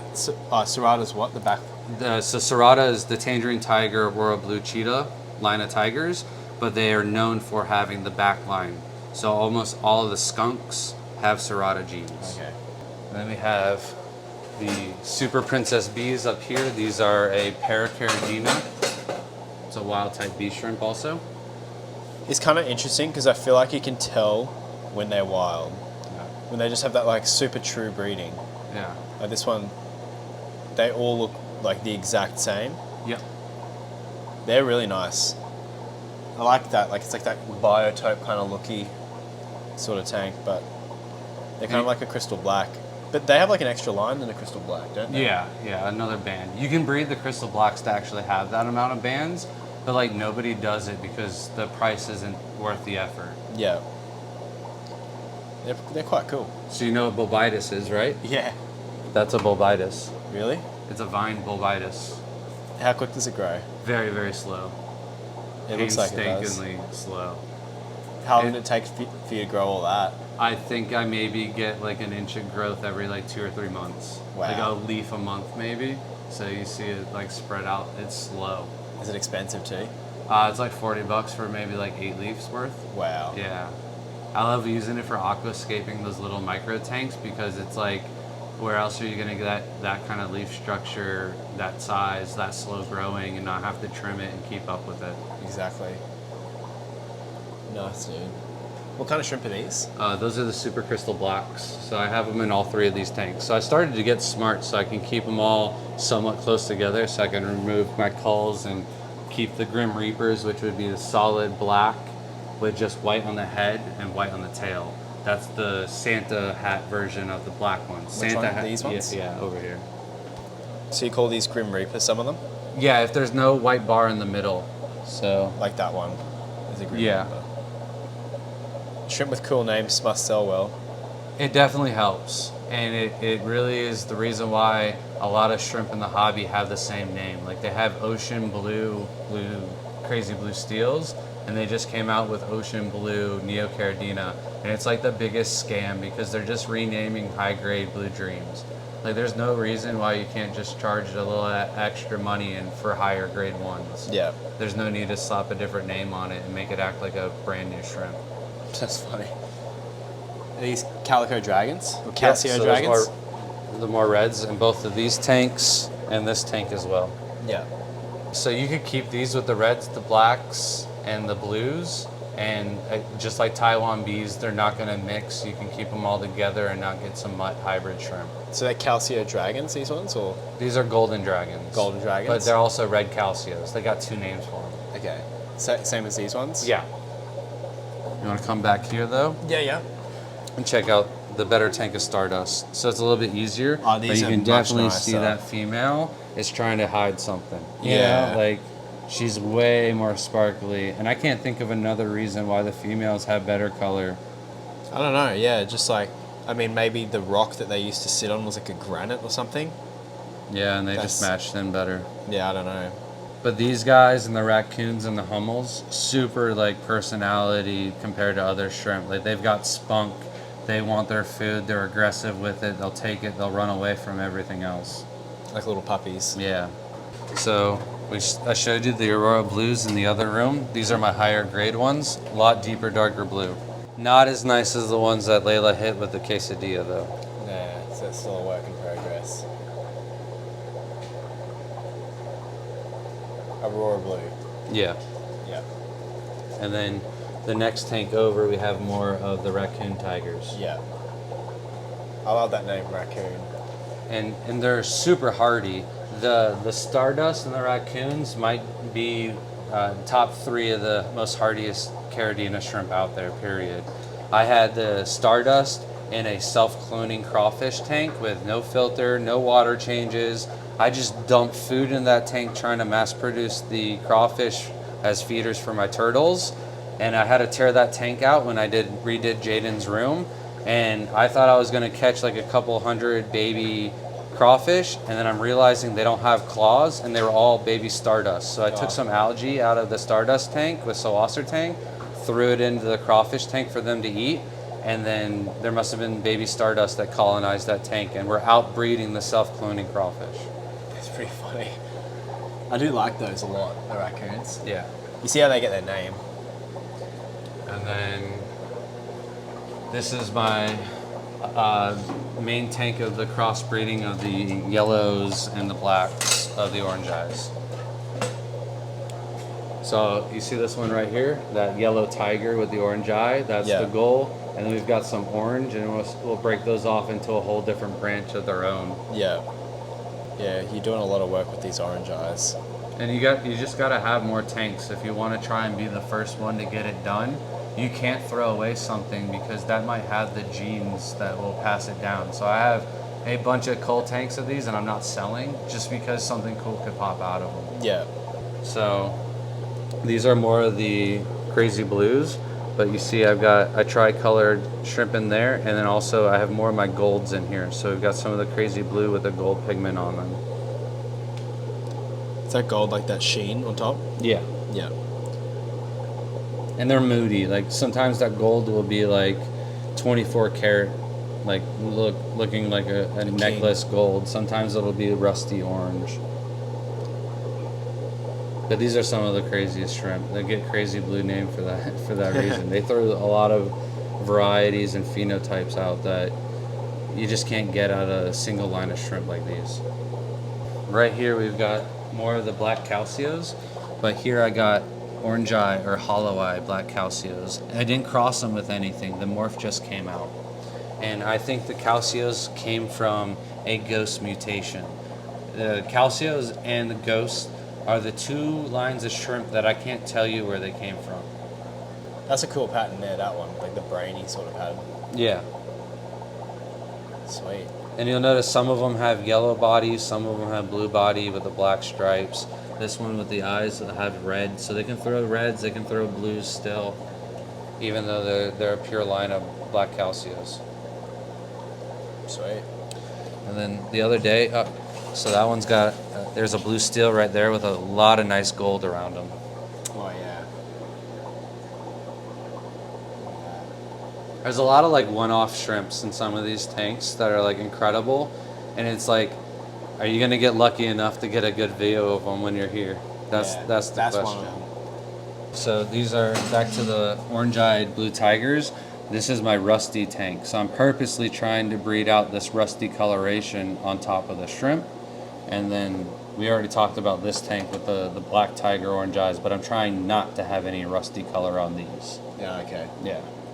So you don't mind if these get a bit of rust? I don't, and my opinion, I don't care about the rust, but if I were to enter these in a contest over in Europe, there's points off for rust. Right. So I'm purposely now trying to not have any rusty coloration for those situations. Yeah.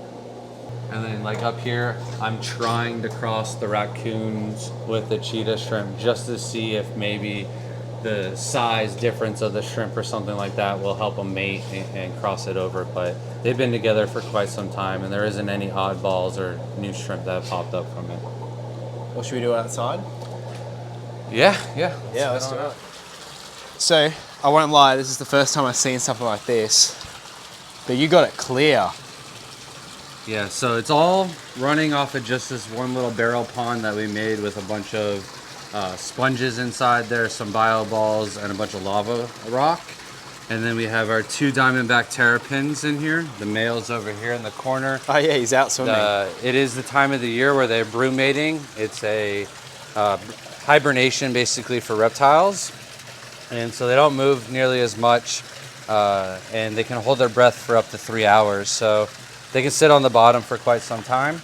They were pretty much the main reason why we turned this whole pool into a system was for them.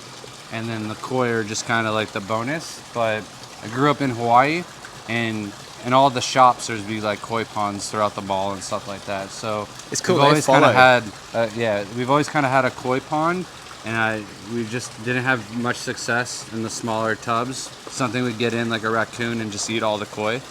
So having them in the pool, we haven't had any issues, and it saves on our electric bill, and it doesn't, use up all the chemicals of trying to keep the pool clean. So And they've actually bred too. yeah, so any of the fish that are like smaller than 12 inches were bred by us, and then even some of the larger ones are from the first 2 years of us getting them breeding. Nice. Breathtaking in person.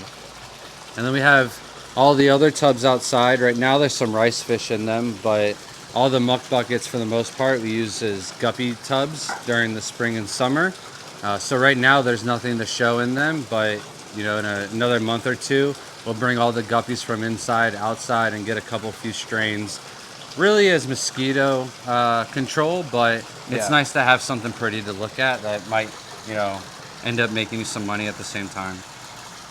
Dude, so what I'm really keen to see is how you breed these Neos. All right, so right this way, we have our 275-gallon IBC totes. Yeah. We have cut out the top to make it easier for us to access in them. However, this time of the year, the shrimp kind of go dormant themselves. They don't like to move around too much. They don't grow as fast. They don't breed as fast.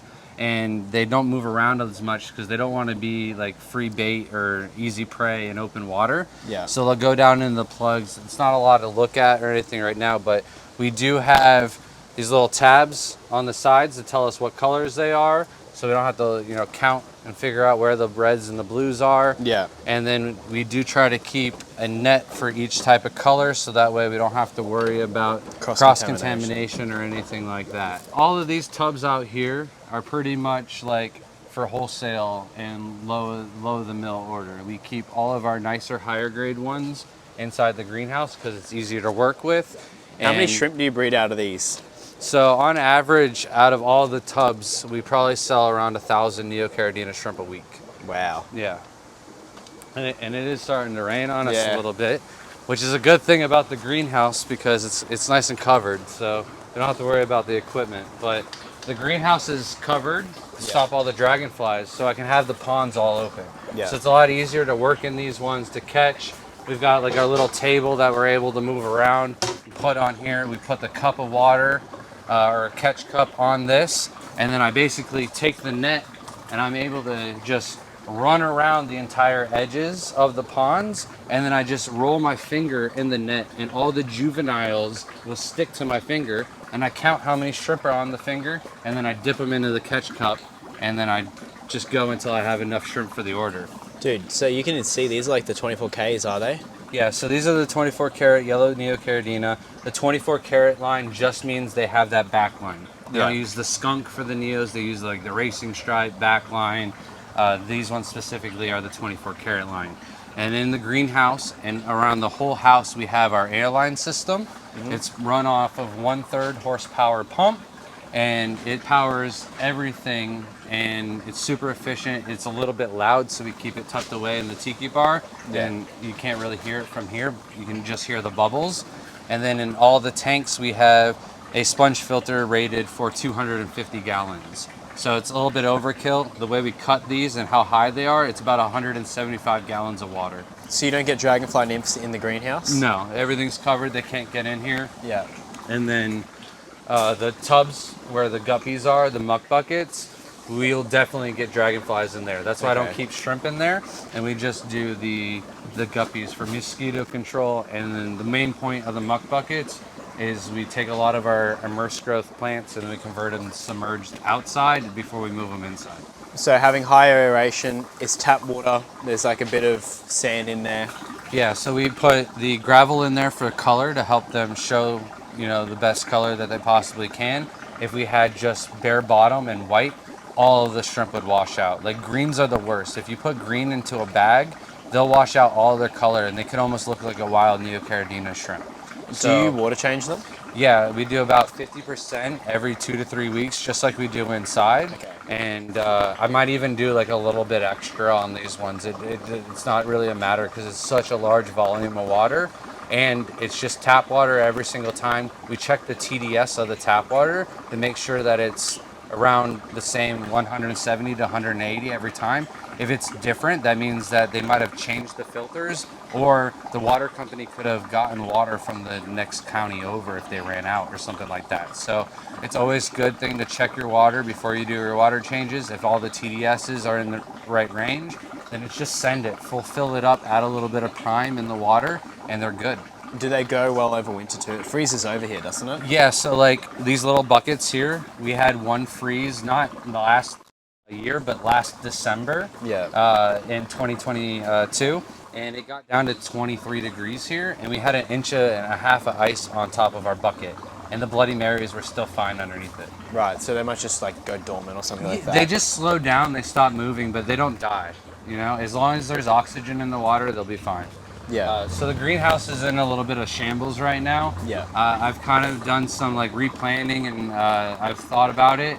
If I take the barrels out and I move these sideways instead of long ways, I can fit another 4 or 5 IBC totes in here, and it's just so much easier and nicer to work out of and catch them in this greenhouse, especially on a rainy day. Like this is it's convenient. So we're gonna remove all the barrels, remove the bigger pond. The turtles are gonna go outside. Now that they're a little bit bigger, I can put a bigger like cage over it and not have to worry about predators. And then we'll have more Neocaridina tubs, and the goal is to get 1,000 Neocaridina out of just the greenhouse by the end of this year, and then every week. And then the ponds outside will just be extra, and we have a whole nother run on the other side of the house that isn't set up yet. So like, these are pretty low maintenance then, I guess. Yeah. And you Shelby can just feeds smash them it. every other day, just like the shrimp inside. They might get a little bit more food than the tanks inside, and then the water changes. It's just the same as anything else. So. And like in summer, do they just smash out? Yeah, we started in this tank alone in December. One of my friends gifted me 25 black rose, and I didn't think I'd be starting to sell those until the next year, right? And by August the following year, I was already starting selling them, and by the end of the year, I'd sold 2,000 out of that tub from 25 shrimp to start in the beginning of the year. That's insane. Yeah. Wow. And So- the dragonfly nymphs are the only problem. So if they're you the keep only those thing. out. Okay, Yeah. all right. I don't have to worry about it getting too hot. I don't have to worry about it getting too cold. Yeah. And if the water's right, there's nothing to worry about. Does the shade cloth, I have to ask, does that shade cloth stop like the sunlight overheating the tubs too? So there's one negative side effect to that, is that the shrimp actually do really well. They get a tan. Their pigment is their color. So Oh, it's like okay. you, if you go to the beach, you can start looking a little rosy or a little bit darker. Yeah. The red cherries can do the exact same thing. So if they're in the direct sun, they can get a tan and look even better. And I don't necessarily want them to have that tan, because then you can give them to a person that doesn't have any light on their tank and it's going to be completely washed out. So I like to have them right in the middle of the road. I don't want them to be like, you know what I mean, looking like they went to a tanning salon. No, yeah. Yeah. So, but it filters out the sun, so there's not as much algae and stuff like that. But like, I only have it on there because of the dragonfly nymphs. It's a fabric that it's a fence screen, privacy fence, so it's super durable and cheap. And how does it go for like just maintaining the quality of the shrimp? Do you just have to like empty the tank every now and then restart it? So that's why we have these huge nets Yeah. and the barrel right next to it. Okay. So this barrel is for the yellow pond, and we'll have ugly yellow shrimp. The yellows don't throw a lot of culls, so there's not really anything in here. Yeah. But the black rose pond will be right here. We're also running really low on those, so there's nothing really So to you see. just cull when you harvest. So I'll catch as many shrimp off the side as I possibly can. I have my cup here for sale. I'll catch my shrimp for the order, but I never put an ugly shrimp back. Okay. So if there's an ugly shrimp in the net, I sit here, throw them into this bucket, all the good shrimp go back, and I hang the net back up. And Nice. that's how I stay on top of the culls. Also, Shelby's doing it while she's selling shrimp. I'm doing it while I'm feeding shrimp. So I'm not doing it every day, but they're all getting at least, once a week probably, just with us selling shrimp. And of course, like if there's a couple hundred shrimp going out of this tub this week. We're probably doing that several times. Yep. So they're getting culled a couple times that one day alone. And they don't breed in winter? They will breed in winter. Just not as You'll much. still find pregnant shrimp out here, but instead of them releasing and the eggs being viable in 20 or 25 days, they'll take 45 days. And instead of that baby that just was born yesterday being ready to sell in 2 months, it'll be basically like, it'll have brothers and sisters that are born after it that'll grow up the same pace to get the selling age. The only last thing I gotta say is, like, with the warmer water, you might get faster breeding and more faster growth rate, but it shortens the lifespan of the shrimp. So being outside, they do go through a winter stage and a summer stage. They're not really being shortened, and they'll live like 3 to 4 years. Yeah. So these are the babies that we kept over after we first got our first clutches from the original parents in our swimming pool. Yeah. And then they passed a law, no new owners. So we can't get any more of these. We can't breed them. We can't sell them. But we do have our grandfather permit, so we can keep these guys. But they are the best personal pet turtle you could ever have. Yeah, they're cool. We'll get some underwater footage of them. They're funny. Yeah, they're like my favorite creature on the facility. Definitely. Sweet. All right, we'll get to Shelby. All right, so we're now onto the Shelby part of the tour, and Shelby does not get enough credit. She does so much work here, cleaning the tanks, and has a true, what is it, like a blue thumb, green thumb? Green thumb, I guess. Yeah, Shelby does a lot of like creative aquascape stuff as well. More of that nice, pretty kind of look. So if the tanks look good, I feel like it's Shelby doing the.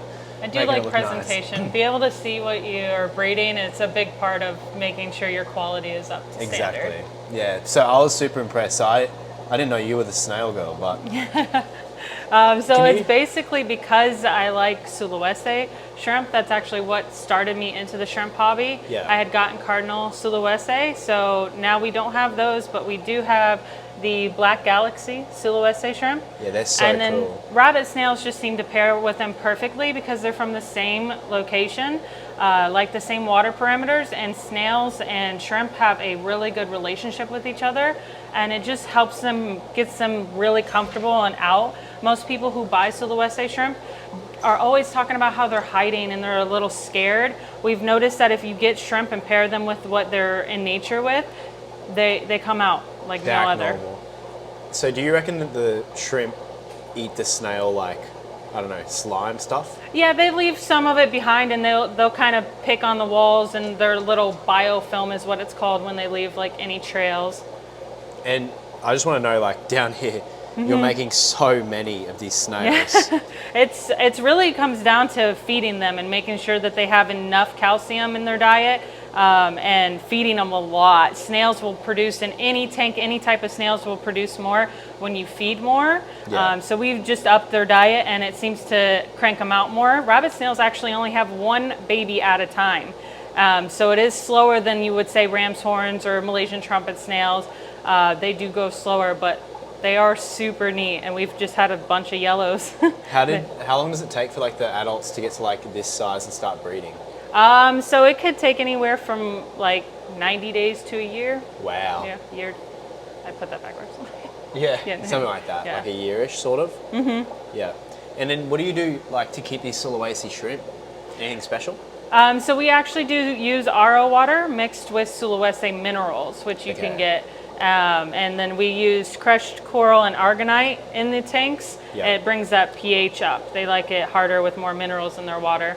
So even harder than like Neocaridina water? Yes. Yeah. Yeah. Neos do love minerals in their water too. And if you look down here, we are actually trying to do Neos in the Sulawesi parameters as well. Well, it seems to be working. So far, so good. And then like the substrate's just like gravel. Yeah, so that's the crushed argonite and crushed coral. Yeah. Yep. Okay, so this is argonite here. Yeah, just like for a saltwater tank. Yeah. Nice. So, what else have we got going on? All right, and down here is really interesting is our black bar inlers at the top, and they are doing phenomenal. Come on, guys. And then they're in a tank full of the Neocaridina yellow shrimp with the golden backline. Yeah. And like one of the biggest controversies is that you can't have fish and shrimp. Now they will breed together. It's just you have to give them plenty of spaces to hide and to feel comfortable so that they will, you know, reproduce. So both of them work together. You just need to make sure you keep up on the cleaning and feeding, and you'll have success. You just need to make sure that they are a smaller fish like this and not big. Yeah, they need like small mouths, and they need the baby shrimp need to hide. Exactly. That's the hard part. Yep. So having that moss helps a lot. Moss is the key to a lot of shrimp breeding. I mean, I've got videos on YouTube like where I talk about top 10 shrimp tank mates, and I've like listed betters and stuff. That's totally wrong, I think. I think like endlers are the only thing you can really do, like Yeah. micro ras borers, but just lots of hiding spaces. Exactly. Yeah, definitely. So these are my pride and joy. Those are Tequila Godeids. Oh, we saw these at Greg Sage's. Mm-hmm. Did you get them from him? No, I did not. I got these from the Triple Crown, and a couple of other people have definitely got me some too. They know that I'm into care species, and that's one on the list. So what our future plans for the fish room is going to be doing is care species, just to be able to have those. Yeah, just like preserve them, have a bit of an insurance policy on the fish. Exactly. Have you got many babies out of them yet? Or Yes, actually have an entire tank of babies here. Oh, nice. So what I do is when the female has her babies, because it's live birth, you'll see them. She gets real big and swollen. It takes her a lot longer. They hold them for a lot longer. And when she's real big is when I take her out and I put her in another tank and I leave her in there and let her have her babies. And she's usually pretty good and doesn't eat and predate on them, unlike the fathers would. So it's super easy to breed them. You just got to play musical chairs is what we call it. Yeah, and she also has like umbilical cords and stuff with them too, right? Mm-hmm. Yeah. And they come out pretty large. What are these? Are these yours too? Yes, so these are the firemouth killies fish. They are super neat. They lay eggs. I have actually got them to breed in the tank, community breed. The trick is the moss. They'll lay their eggs in the moss. You won't have a ton of breeding. You really want to take the parents out or take them eggs out and put them in another tank. But I've just enjoyed them that they're pretty simple, easy fish, and they got the little red on their chin. That's why they're called the firemouth. They're so cool. Yeah, I know. And they stay small, which is nice, and they're cool. Yeah. They look like a little garfish sort of in a way.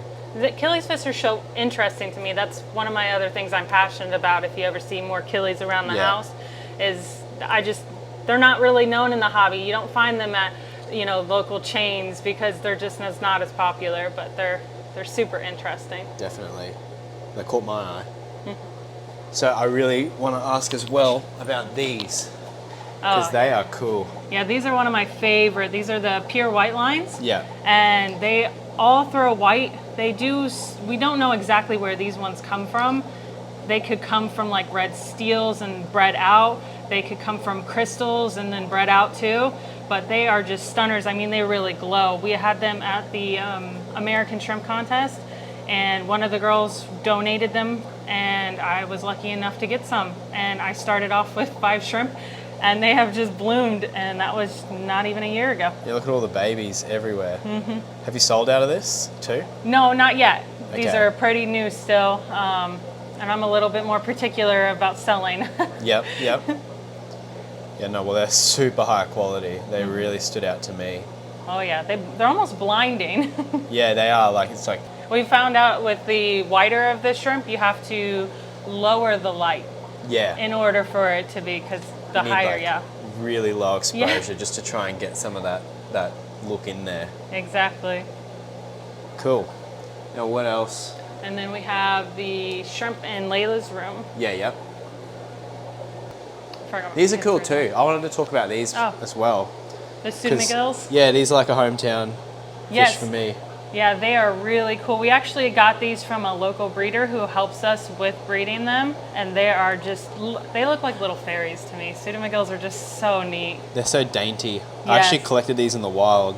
They are really hardy though. Yeah, they and are. They're so elegant in a tank. It really adds to any aquascape when you do something like that. They're actually in my aquascape at the Florida State Fair. I did a fairy tank and put those in them. They flare up at each other too. Like these males look like they're flaring kind of Yep. at each other. Do you know what the collection point is for them?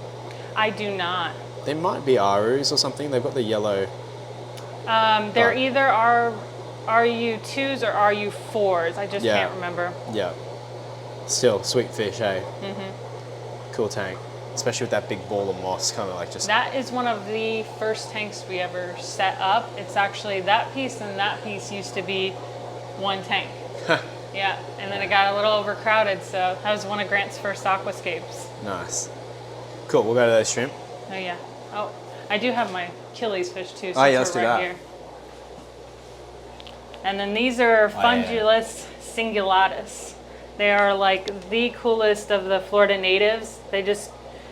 They've been living forever. They're really healthy, super easy to take care of. Wait, these are a Florida fish? There is tons of Florida native Achilles fish. We can just go to almost every little pond and right in the shallow areas, take a dip net and just scoop them right up. And I mean, you got Fungulus chrysotis, which have like little sparkles on them. Fungulus cingulatus, you got least Achilles fish. There's quite a bit more. Nice. And what, they just lay eggs in these mops and you pick them out? Yeah. Yep. Sweet. You love it when it's easy. Yes. Like a wilder looking fish. They kind of look like trouty in a way. Yeah, a lot of them are like pupfish. Yeah. Yeah. Which other ones do you have? So these are the Achilles fish. They are blue lyre tail. They were also really easy. I actually accidentally bred these. Wasn't trying at the time, and we drained the whole tank, put it in the garage, and we came back and filled it up, and the eggs were actually in the moss, and then they hatched. So I've got these, but orange, I think. So these are the blue version? yeah, blue lyre tail, yep. Yeah, they're sweet. I like the lyre tails a lot. They're the only killie I've bred.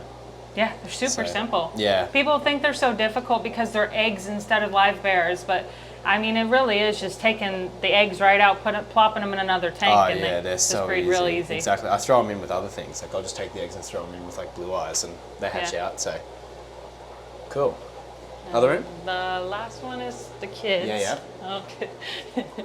Of course, this is like my biggest breeding project. We actually got gifted some of these from a friend who's helping us. These are Galaxy Pintos, and if you look real close, you can see all the dots on the head, and then this is called spidering of the leg, where it's like I get some different lines. colorings. Yeah. So when you enter these into a competition, you want them to be real solid and have a lot of spots all the way down. And then it's called a fishbone because it's got that little pattern that goes down, and it looks like a fishbone pattern coming across their back. Like on the top of it. So it's super interesting, and it's actually pretty difficult to like get these lines to solidify, get that real deep color that you want, and for them to all look similar. So it's really fun to do something interesting like this to compete with them. So you have to like heavily cull these out. So we have multiple tanks around the house of like lower grade of these, still stunning fish, but you can see what you could achieve with one from, you know, just base red and white. So these are called Galaxy Pintos? Yeah. I've seen these before. Yours are really solid. This is your best tank of them? Yes, this is the tank we've been working on the hardest. Yeah. I've been trying to achieve what I want the most is this pink color going down the back. So, and then multiple spots. Yeah, nice. How long do you reckon till you get like are these champion grade or close to it? Getting close. I would say another year or so of work, I could probably get closer, but then you want to have those grow out. Yeah. So it could be about 2 years before I get a solid, huge females for show. Yeah. Yeah, because you want females, not males, right? Yes, because the females tend to get a lot larger. They have that belly that comes out, so it just makes them look overall big and healthy. Cool. What else should we look at? There's not much for me. Not much? So, All right, cool. I have tons of other tanks, but they're just guppies, and you know, people get sick of guppies. All right, cool. I showed them the more interesting of all the fish. Yeah, cool. Well, thank you so much for letting us into your home. We had a great time here. You guys have been super accommodating, and Thank really you for cool coming. house. We enjoy showing it. It's something we're passionate about. So anything we can show off and have other people see and maybe get them interested in either shrimp or some of the fish that I take care of. Definitely. And it's just great to grow the hobby, whether it's from a kid or someone older that just has time on their hands. Exactly. No, thank you so much. All right, see you guys.